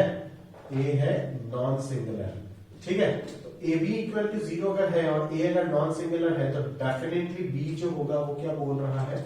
डेफिनेटली B जो होगा उसको क्या होना पड़ेगा? 0 होना पड़ेगा। समझ रहे हो मेरी बात को? क्यों ऐसे बोला जा रहा है? अगर ए बी इक्वल टू 0 के साथ A ना दे करके यहाँ पे B नॉन सिंगुलर दे देता तो A 0 हो जाता, ठीक है ना। मैंने तो आपको पढ़ाया कि A B equal to 0 does not implies A equal to 0 और B इक्वल टू 0। बट अगर ए बी इक्वल टू 0 के साथ एक कंडीशन लगा देता हूं कि A is non singular, then B should be, must be a null matrix. ये कंफर्म हो जाएगा। ये क्यों? ध्यान से देखो, ए बी इक्वल टू 0 है। अब अगर A नॉन सिंगुलर नहीं है तो मैं ये नहीं बोल सकता कि A इनवर्स एग्जिस्ट करेगा, बिकॉज A इनवर्स को एग्जिस्ट करने के लिए A को नॉन सिंगुलर होना पड़ेगा, ठीक है ना। तो A इनवर्स एग्जिस्ट अगर कर रहा है तो दोनों तरफ A इनवर्स से मैं प्री मल्टीप्लाई कर देता हूं, फिर मैं क्या करूंगा? एसोसिएटिव प्रॉपर्टी अप्लाई कर दूंगा, और किसी भी मैट्रिक्स को नल मैट्रिक्स के साथ इंटू करने से तो वही मैट्रिक्स वापस आ जाएगा। अरे वही मैट्रिक्स क्या बोलो, 0 आ जाएगा, नल मैट्रिक्स आ जाएगा। तो यहाँ पे मैं क्या बोल सकते हैं? ये तो I होगा, तो I into B equal to 0, तो I इंटू बी क्या हो जाएगा? B ही होगा, तो B इक्वल टू 0। ये कैसे लिखा मैंने? आइडेंटिटी प्रॉपर्टी यूज किया, आइडेंटिटी प्रॉपर्टी और मैट्रिक्स मल्टीप्लिकेशन यूज करके B इक्वल टू 0 लिखा मुझे। तो क्लियरली प्रूफ हो गया ना कि ए बी अगर जीरो होता है तो it does not imply A equal to zero और B equal to zero. But if A B equal to zero के साथ एक और कंडीशन ऐड हो जाता है, that is A is non singular, then B must be zero, B must be zero. ठीक है, अब इसके साथ एक और बहुत अच्छा प्रॉपर्टी आता है, ठीक है ना, ये सब एडवांस पॉइंट ऑफ व्यू से काफी इंपॉर्टेंट है। देखो कभी भी पूछ सकता है, मेंस के अच्छे क्वेश्चन में भी आ सकता है। एक और चीज मैं आपको बताता हूं, देखो A B equal to zero null matrix अगर दिया हुआ है और साथों साथ अगर आपको ये दिया हुआ है कि ए कॉमा बी दोनों के दोनों नल मैट्रिक्स नहीं हो सकता, देन आपके पास जो ऑप्शन बच जाता है वो यही बचेगा कि डिटर्मिनेंट ऑफ ए और डिटर्मिनेंट ऑफ बी दोनों को जीरो होना पड़ेगा। दैट इज ए और बी दोनों के दोनों सिंगुलर मैट्रिक्स हो जाएगा उस केस में। समझ रहे हो ना, ए और बी दोनों के दोनों क्या हो जाएगा, सिंगुलर मैट्रिक्स हो जाएगा। क्लियर है, समझ रहे हो मेरी बात। अब क्यों ऐसा है, इस चीज को समझना पड़ेगा। ठीक है ना, A B equal to zero के साथ साथ मैंने बोल दिया कि ए और बी दोनों के दोनों नॉन जीरो मैट्रिक्स है, that is non zero matrix नहीं हो सकता, तब ए और बी दोनों को सिंगुलर मैट्रिक्स होना ही पड़ेगा। क्लियर, ऐसा क्यों, देखो मान लेते, चलो मान लेते, ये मुझे प्रूफ करना है ना, मान लेते कि determinant of A non zero है, मान लेते determinant of A non zero है। अगर determinant of A non zero है, देयरफॉर ए इज क्या, non singular, A is non singular. A अगर नॉन सिंगुलर है तो ए इनवर्स क्या हो जाएगा, एग्जिस्ट करेगा। ए इनवर्स एग्जिस्ट अगर करता है तो आप दोनों तरफ ए इनवर्स से मल्टीप्लाई कर सकते हो, प्री मल्टीप्लाई, जैसे यहां पे किए थे। करने के बाद यहां से आपके पास क्या मिलेगा, बी इक्वल टू जीरो मिलेगा, बी इक्वल टू जीरो मिल जाएगा, but B equal to zero तो हो नहीं सकता है। तो this contradicts your assumption, this contradicts, ठीक है, तो ये कंट्राडिक्ट कर रहा है। अगर ये कंट्राडिक्ट कर रहा है मतलब आपका assumption क्या है, रॉन्ग है। That is determinant of A non zero हो ही नहीं सकता, डिटर्मिनेंट ऑफ ए क्या होगा, जीरो होगा, मतलब ये क्या हो जाएगा, नॉन सिंगुलर हो जाएगा। सिमिलरली अब बी के लिए कर लो, यहां पे बस बी चिपका दो, बी इनवर्स से बी के लिए अगर आप करना चाहते हो तो इस जगह पे आकर के आपको बी इनवर्स से क्या करना पड़ेगा, पोस्ट मल्टीप्लाई करना पड़ेगा, दैट इज बाद में मल्टीप्लाई करना पड़ेगा। समझ रहे हो ना, तभी जाकर के ए इंटू बी बी इनवर्स लिख पाऊंगा। अगर प्री मल्टीप्लाई कर देते हो तब तो एसोसिएटिव प्रॉपर्टी लगा के भी कोई फायदा होगा नहीं। A into I equal to zero, तो यहां से ए इक्वल टू जीरो आ गया, but A equal to zero तो हो नहीं सकता because A is non zero matrix बोल के दे दिया। तो यहाँ पे क्या निकल रहा है कि determinant of B equal to zero, जो नॉन जीरो जो कंडीशन आपके एज्यूम किए वो रॉन्ग है, that is determinant of B क्या हो जाएगा, जीरो हो जाएगा। तो यहाँ पे एंड नहीं है, यहाँ सॉरी और नहीं है बीच में, एंड है, मतलब दोनों के दोनों कंडीशन को होना पड़ेगा, सेटिस्फाई करना पड़ेगा। समझ रहे हो ना, यहाँ पे और नहीं है, एंड है, याद रखना कि A B equal to zero अगर है और ए और बी अगर नॉन जीरो मैट्रिक्स है तो definitely determinant of A and determinant of B both should be zero, that is both are singular matrix. Clear है, समझ रहे हो मेरी बात, क्लियर है। तो ये सब चीजों को समझना अच्छे से, हाँ ठीक है ना, कि यहाँ पे पोस्ट मल्टीप्लाई करके लाया, यहाँ पे प्री मल्टीप्लाई करके लाया, ये सब चीजों को समझ गए ना अभी बहुत फायदे में रहोगे, बहुत ज्यादा फायदे में रहोगे। ठीक है, ये सब चीजों को समझना, अच्छे क्वेश्चन मैट्रिसेस के कभी भी ये सब के बिना आप नहीं बना पाओगे। इस साल को भी आया ना, इस साल को भी आया सेम प्रॉपर्टी के ऊपर प्रश्न, ठीक है ना। अभी बहुत बच्चा मेरे को क्या बोलता है, क्यों मैं नहीं कर सकता, क्यों मैं नहीं कर सकता सर, मैं प्री मल्टीप्लाई करूंगा, मैं तो हूं राजा, मैं हूं करूंगा प्री मल्टीप्लाई, तो करो प्री मल्टीप्लाई, जब हंसोगे खुद ही समझ जाओगे। ठीक है, अभी यहाँ पे बच्चा क्या करता है जानते हो क्या, यहाँ पे ये भी नहीं लिखता है, यहाँ पे आकर के वो लिख देता है इस ए बी को बी ए लिख देता है और फिर ऐसे दिखा देता है मेरे को, ये देखो एसोसिएटिव लगा दिया सर, इधर जीरो आ गया, ये I into A equal to zero, ये देखो यहाँ से ए इक्वल टू जीरो ला, बट ये गलत है क्योंकि आप समझ सकते हो कि A B equal to B A हर वक्त हम नहीं लिख सकते because matrix multiplication is not competitive. A B और बी ए हमेशा इक्वल होगा ऐसा कोई जरूरी नहीं है, ए बी और बी ए कुछ ही केस में इक्वल होता है, हर वक्त इक्वल होगा ऐसा कोई जरूरी नहीं है। समझ रहे हो ना, तो इस तरीके से आपको चीजों को समझ के करना होगा। ये सब बहुत ही इंपॉर्टेंट प्रॉपर्टी है एडवांस पॉइंट ऑफ व्यू से, कभी भी वन और मोर देन वन वाले ऑप्शन में आपको परेशान करने के लिए आ सकता है। क्लियर। नंबर 8, ये भी एक और क्लासिकल प्रॉपर्टी है, बताता हूं आपको। ए इंटू बी अगर जीरो दिया हुआ है तो this implies determinant of A equal to zero और determinant of B equal to zero. बिल्कुल सही बात है, क्योंकि ए इंटू बी अगर जीरो दिया हुआ है तो दोनों तरफ आप क्या ऑपरेट कर सकते हो, डिटर्मिनेंट ऑपरेट कर सकते हो ना। अगर दो मैट्रिक्स इक्वल है तो दोनों का डिटर्मिनेंट भी इक्वल होगा, बिल्कुल सही। तो यहां से आपको क्या मिल जाएगा, determinant of A into determinant of B है, determinant of non matrix is zero, तो दो चीज का, दो रियल नंबर, ये तो रियल नंबर को रिप्रेजेंट करेंगे ना, दो रियल नंबर का प्रोडक्ट जीरो है, मतलब क्या, या तो ये जीरो होगा या तो ये जीरो होगा। ये तो बिल्कुल सही है, ये तो बिल्कुल सही है, इसमें तो कोई दिक्कत नहीं है। But converse is not true, but converse is not true. अगर ये होता है तो ये होगा, ऐसा कोई जरूरी नहीं है। अगर ए और बी में से कोई भी एक सिंगुलर मैट्रिक्स होता है तो ए इंटू बी जीरो होगा, ऐसा कोई जरूरी नहीं है। समझ रहे मेरी बात, क्लियर है? तो इस चीज को आप समझ के रखना अच्छे से, ठीक है? क्लियर है क्या? ठीक है, तो इसके लिए एक एग्जांपल भी दिया हुआ है, देख लो। ए एक मैट्रिक्स बना है मैंने 1 1 1 1, बी एक मैट्रिक्स बना है 1 1 0 0, ठीक है? और ए बी जो आएगा वो डेफिनेटली क्या आएगा, 2 2 0 0। सही है क्या? क्लियर है? तो यहां से तो आपको क्लियरली दिख रहा है कि डिटर्मिनेंट ऑफ ए 0 है, डिटर्मिनेंट ऑफ बी 0 है, बट ए इंटू बी जो है वो तो 0 नहीं मिल रहा है, वो तो नल मैट्रिक्स नहीं मिल रहा है ना। This is not equal to a null matrix, null matrix नहीं मिल रहा है, मतलब क्या, कि इसका कन्वर्स ट्रू नहीं है। अगर ये दोनों जीरो होता है, मतलब ऐसा दो मैट्रिक्स जिनका डिटर्मिनेंट जीरो है, दैट इज कोई भी दो अगर सिंगुलर मैट्रिक्स लिए आप, तो जरूरी नहीं है कि उनका प्रोडक्ट नल मैट्रिक्स आएगा। क्लियर है क्या? तो ये जो तीन प्रॉपर्टी मैंने आपको बोला ना, ये बहुत ही इंपॉर्टेंट तीन प्रॉपर्टी है। इन तीनों को यूज करके मैं आराम से एक 1 और मोर देन 1 वाले ऑप्शन के क्वेश्चन बना सकता हूं using the language of singular और नॉन सिंगुलर। मैंने तो यहां पर आपको डायरेक्टली उसका डेफिनेशन देकर के दिखाया, तो ये थोड़ा सा आसान आपको लग रहा होगा। बट यही चीज अगर मैं 1 और मोर देन 1 वाला क्वेश्चन बना करके आपको दे दूंगा ना, जो आराम से दे सकते हैं, अभी तो मेरे पास समय नहीं है, क्लास में आएंगे तो याद कीजिएगा, मैं बना करके दे दूंगा आराम से। अगर एक क्वेश्चन बना करके दे दूंगा कि ये एक ऑप्शन में डाल दिया, ये एक ऑप्शन में डाल दिया, ये एक ऑप्शन में डाल दिया, तो टाइम कंज्यूमिंग भी होगा और काफी ज्यादा डिफिकल्ट भी होगा। समझ रहे मेरी बात, क्लियर है? तो अगर अच्छे से आपको पता नहीं है ये सब चीजें, तो आप जरूर फंसने वाले हैं। क्लियर है क्या? समझ रहे हो? इनफैक्ट मेंस भी पूछ सकता है आपको। क्लियर है क्या? तैयार रहिएगा। क्लियर है क्या? चलो आगे बढ़ते। अच्छा, एक और प्रॉपर्टी नंबर 9, 7 8 9 एकदम क्लासिकल एक्स्ट्राऑर्डिनरी प्रॉपर्टी है, याद रखिएगा, ठीक है? एक और प्रॉपर्टी है नंबर 9, देखो ए बी अगर 0 दिया हुआ है और डिटर्मिनेंट ऑफ ए अगर non zero, that is A is non singular matrix and product of A into B is 0, it is given to अस।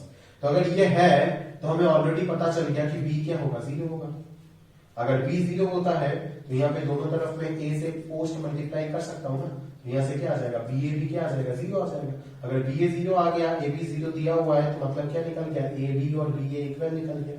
मतलब अगर ये कंडीशन दिया हुआ है तो यहाँ से मैं बी इक्वल टू 0 भी बोल सकता हूँ और साथों साथ ये भी बोल सकता हूँ कि A and B are also commutable matrix, A and B are also commutable matrix, क्योंकि A B equal to B A निकल गया ना, देख रहे हो ना? तो 7 का 2 ऑप्शन, 8 का 1 और 9 का 1, ये 4 पार्ट लेकर के मल्टीपल चॉइस 1 और मोर देन 1 वाले बढ़िया क्वेश्चन बनाया जा सकता है। क्लियर है क्या? समझ रहे हो? और ये अननोन है, अभी तक आईटी ये चीज को इंट्रोड्यूस नहीं किया है, कभी भी कर सकता है, उस चीज के लिए आप तैयार रहिएगा। क्लियर है क्या? चलो, ये भी एक प्रॉपर्टी है कि अगर ए बी और बी ए इक्वल नहीं है, जो कि चांस है ज्यादातर केस में होता भी नहीं है, ठीक है? अगर ए बी और बी इक्वल नहीं है तो जरूरी नहीं है कि ए बी का डिटर्मिनेंट और बी ए का डिटर्मिनेंट इक्वल नहीं होगा। ये हो भी सकता है, ये हो भी सकता है, ये इक्वल नहीं है फिर भी ये हो सकता है, कोई दिक्कत नहीं। तो ऐसा एजम्पशन दिमाग में मत रखिएगा, कोई भी एग्जांपल आप खुद से ही बना करके सेट करके दिखा सकते हो कि ए बी और बी ए इक्वल है, क्योंकि ए बी और बी ए तो हमेशा इक्वल होगा ना, क्योंकि ए बी क्या आएगा, determinant of A determinant of B, और बी ए क्या आएगा, determinant of B into determinant of A, product of two real number, है ना? तो रियल नंबर्स को मल्टीप्लिकेशन के लिए आराम से आपका कॉम्युटेटिव प्रॉपर्टी सेटिस्फाई करता है, उसमें क्या दिक्कत है? समझ रहे हो ना? मैट्रिक्स मल्टीप्लिकेशन कॉम्युटेटिव प्रॉपर्टी सेटिस्फाई नहीं करता, बट रियल नंबर्स तो करते हैं ना। समझ रहे मेरी बात? अंडर मल्टीप्लिकेशन ये तो इक्वल होगा ही होगा हमेशा, है ना? ये नहीं है फिर भी ये हो सकता है, ऐसा एजम्पशन दिमाग में बच्चे बना लेते हैं। ये सब मैं नया बताना शुरू किया, समझे क्या? कि ए बी और बी अगर इक्वल नहीं है तो डिटर्मिनेंट भी दोनों का इक्वल नहीं होगा, ऐसे बना लेते हो, ठीक है ना? सर ने बोला कि दोनों तरफ ए और बी अगर मैट्रिक्स इक्वल है तो दोनों का डिटर्मिनेंट इक्वल होगा, बिल्कुल सही है ना? अभी बच्चा खुद से थियरी बना लेता है कि अगर दोनों का डिटर्मिनेंट इक्वल नहीं है तब तो ए और बी भी इक्वल नहीं होगा। अरे ये सब अलग अलग चीजें हैं, ये गणित है, ये कन्वर्सली नाम का कोई चीज यहाँ पे होता है। कन्वर्सली जो हमेशा ट्रू होगा ऐसा जरूरी नहीं है, समझ रहे हो ना? ये प्रूफ करना पड़ेगा हर एक चीज, समझ के काम कीजिएगा।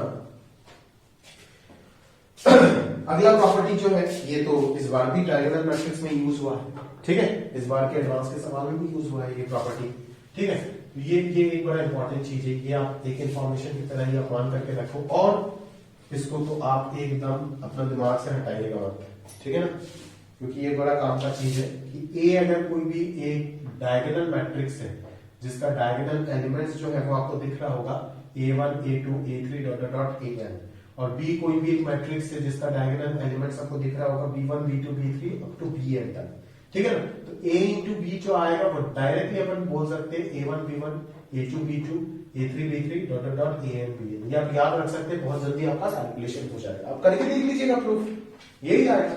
ये को आप रखिए ना, ये को आप रखिए, ये a1 a2 3/3 करके आप करिए, कोई दिक्कत नहीं।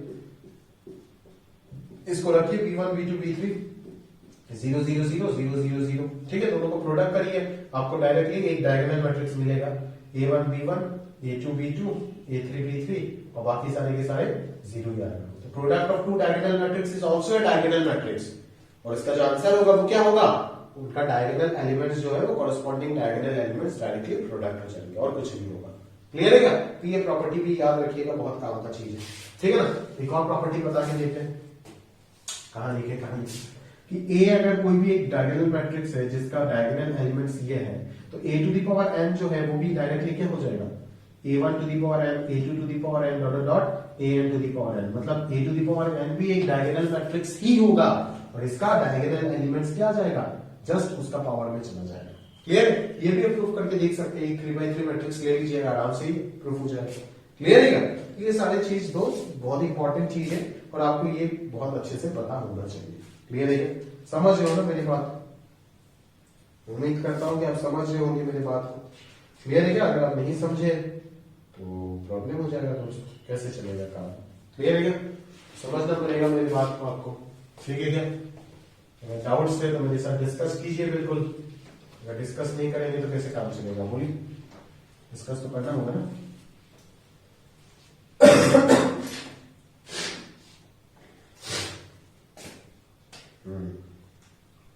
बोलिए। देखो नोट में क्या दिया हुआ है कि a इंटू बी का होल स्क्वायर जो है वो वास्तव में कभी भी a स्क्वायर बी स्क्वायर के इक्वल नहीं होता है। इस तरीके से हम नहीं लिख सकते कभी भी, या फिर इसको आप ऐसे भी मत लिखिएगा a into A B into B, ये सब नहीं होता है, ये इसके इक्वल कभी नहीं होता है। आप जानते हो कि a to the power n को मैं क्या लिखता हूं, a into A up to n times, तो obviously A B whole square जो होगा वो किसके इक्वल होगा, A B into A B के इक्वल होगा ना भाई। यही तो चीज आपको समझना था, ये किसके इक्वल होगा, A B into A B के इक्वल होगा। फिर आप एसोसिएटिव प्रॉपर्टी वगैरह लगाओ, ये अलग बात है। क्लियर है? बट स्टार्टिंग में तो आपको ये समझना चाहिए कि A B whole square must be A B into A B. Clear है क्या? आगे चलते चलिए। तब तो sir a plus B whole square जो होगा उसका formula A square plus definitely A B plus B A into plus B square होगा। बोले कैसे आया? थोड़ी देर पहले मैंने आपको दिखाया था, ए plus B into A plus B. अभी आप प्रोडक्ट करके जाइए, आपको ये मिलता जाएगा। अभी अगर दोनों कॉम्प्यूटेबल मैट्रिक्स होता है तो यहाँ पे 2 ट्वाइस ए बी आ जाएगा, और अगर दोनों एंटी कॉम्प्यूटेबल होता है तो बी ए का वैल्यू माइनस ए बी हो जाएगा और A B minus A B non matrix आ जाएगा, और A square plus B square के साथ नॉन मैट्रिक्स ऐड करेंगे तो वही मैट्रिक्स आएगा। दैट इज बुक के लिए A square plus B square ही आएगा अगर A B equal to minus B A हो जाता है, दैट इज ए बी और B A anti computable matrix होता है। तो क्लियर है? ये सब चीज बहुत अच्छे से आपको समझ में आना चाहिए, है ना। ये सब फैक्टराइजेशन के फॉर्मूले जो है वो ऐसा नहीं है कि आप अरिथमेटिक में जैसे पढ़ते हो वैसे ही हो जाता है, ठीक है ना। बिल्कुल यहाँ पे मैट्रिक्स मल्टीप्लिकेशन का रोल बहुत ज्यादा प्ले होता है, ठीक। क्लियर? आगे आएगा आपका ट्रेस ऑफ ए मैट्रिक्स, और ये ट्रेस ऑफ ए मैट्रिक्स क्या है ये मैं लास्ट क्लास में ऑलरेडी आपको पढ़ा चुका हूं दोस्तों, ठीक है। इसमें कोई दिक्कत वाली बात है ही नहीं, है ना। लास्ट क्लास में मैंने ऑलरेडी आपको बता दी है ये सारी चीजें, ठीक है। अभी एक और पॉइंट है आपका मैट्रिक्स पॉलिनोमियल क्या है, देखिए मैट्रिक्स पॉलिनोमियल, ठीक है ना। एक और पॉइंट क्या है आपके पास, व्हाट इज मैट्रिक्स पॉलिनोमियल, ठीक है। अगर मैं कोई भी पॉलिनोमियल का बात करूं तो आप क्या लिखोगे, a not x to the power n plus a1 x to the power n minus 1 plus dot dot up to a1 x plus, ऐसे ही लिखोगे ना, जहां पे n जो है वो आपका क्या होता है, होल नंबर होता है, जानते हो, ठीक है। तो इसी x की जगह पे अगर मैं कोई भी एक स्क्वायर मैट्रिक्स दे देता हूं, कोई भी एक स्क्वायर मैट्रिक्स दे देता हूं, तब इसको मैं क्या बोलूंगा, मैट्रिक्स पॉलिनोमियल बोलूंगा। बट ये जो कांस्टेंट टर्म है ना, ये कांस्टेंट टर्म नहीं रहेगा दोस्त, ये कांस्टेंट टर्म नहीं रहेगा। इस कांस्टेंट टर्म के साथ भी मैं क्या लगाऊंगा, आइडेंटिटी मैट्रिक्स का प्रोडक्ट लगाऊंगा। क्योंकि यहां पे अगर a लिख देते हो, एक मैट्रिक्स लिख देते हो, तो ये जो f ऑफ a आएगा ना, that is a not a to the power n plus a1 a to the power n minus 1। Sheet में डेफिनेशन वगैरह लिखा हुआ है, आप पढ़ लीजिएगा अच्छे से, ठीक है। This is your matrix polynomial, जहां पे a क्या है, एक स्क्वायर मैट्रिक्स है। ये बोलोगे तो यहाँ पे स्क्वायर मैट्रिक्स रखने का क्या वजह है, रीजन क्या है, because a to the power n को एग्जिस्ट करने के लिए a को स्क्वायर मैट्रिक्स होना ही पड़ता है। आप जानते हो, मैंने आपको ऑलरेडी बता दिया। तो a should B A square matrix, ठीक है। और यहाँ पे कांस्टेंट टर्म को मैंने खाली नहीं रख सकता ना, क्योंकि ये सारे के सारे टर्म क्या बन गया, एक एक मैट्रिक्स बन गया ना। यहाँ पे n, यहाँ पे कितने टर्म्स है, n+1 टर्म्स है, तो यहाँ पे n+1 अलग अलग मैट्रिक्स का एडिशन चल रहा है, ठीक है। ये टर्म भी मैट्रिक्स बन गया है, ये भी मैट्रिक्स बन गया है, ये भी मैट्रिक्स बन गया, तो इसको मैं स्केलर कैसे रख सकता हूँ, क्योंकि एक मैट्रिक्स तो स्केलर के साथ ऐड नहीं हो सकता है ना, एक मैट्रिक्स तो एक मैट्रिक्स के साथ ही ऐड होगा। तो डेफिनेटली इसको भी क्या बनाना पड़ेगा, इस चीज को पूरा मैट्रिक्स पॉलिनोमियल बोलने के लिए इसको भी एक मैट्रिक्स बनाना पड़ेगा, कांस्टेंट टर्म को। तो इस मैट्रिक्स टर्म को कांस्टेंट, मतलब इस कांस्टेंट टर्म को मैट्रिक्स बनाने का एक ही रास्ता है कि कांस्टेंट टर्म के साथ 1 इंटू है, और 1 को हम मैट्रिक्स में कैसे रीड करते हैं, यूनिट मैट्रिक्स की तरह रीड करते हैं। तो इसीलिए an के साथ क्या आएगा, i आएगा। क्लियर है? तो ये चीज आपको बहुत अच्छे से पता होना चाहिए। और i का जो ऑर्डर होगा वो वही होगा जो a का ऑर्डर होगा। अगर a का ऑर्डर, a एक स्क्वायर मैट्रिक्स है, a का ऑर्डर अगर n है, तो i का ऑर्डर भी n ही होगा। क्लियर है? तो ये सारी चीज आपको अच्छे से आना चाहिए और बहुत अच्छे से पता होना चाहिए और याद भी होना चाहिए, बस that's it। और कुछ नहीं। क्लियर है? समझ गए? चलिए देख लेते हैं और कुछ क्वेश्चंस, फिर आज का लेक्चर खत्म करेंगे।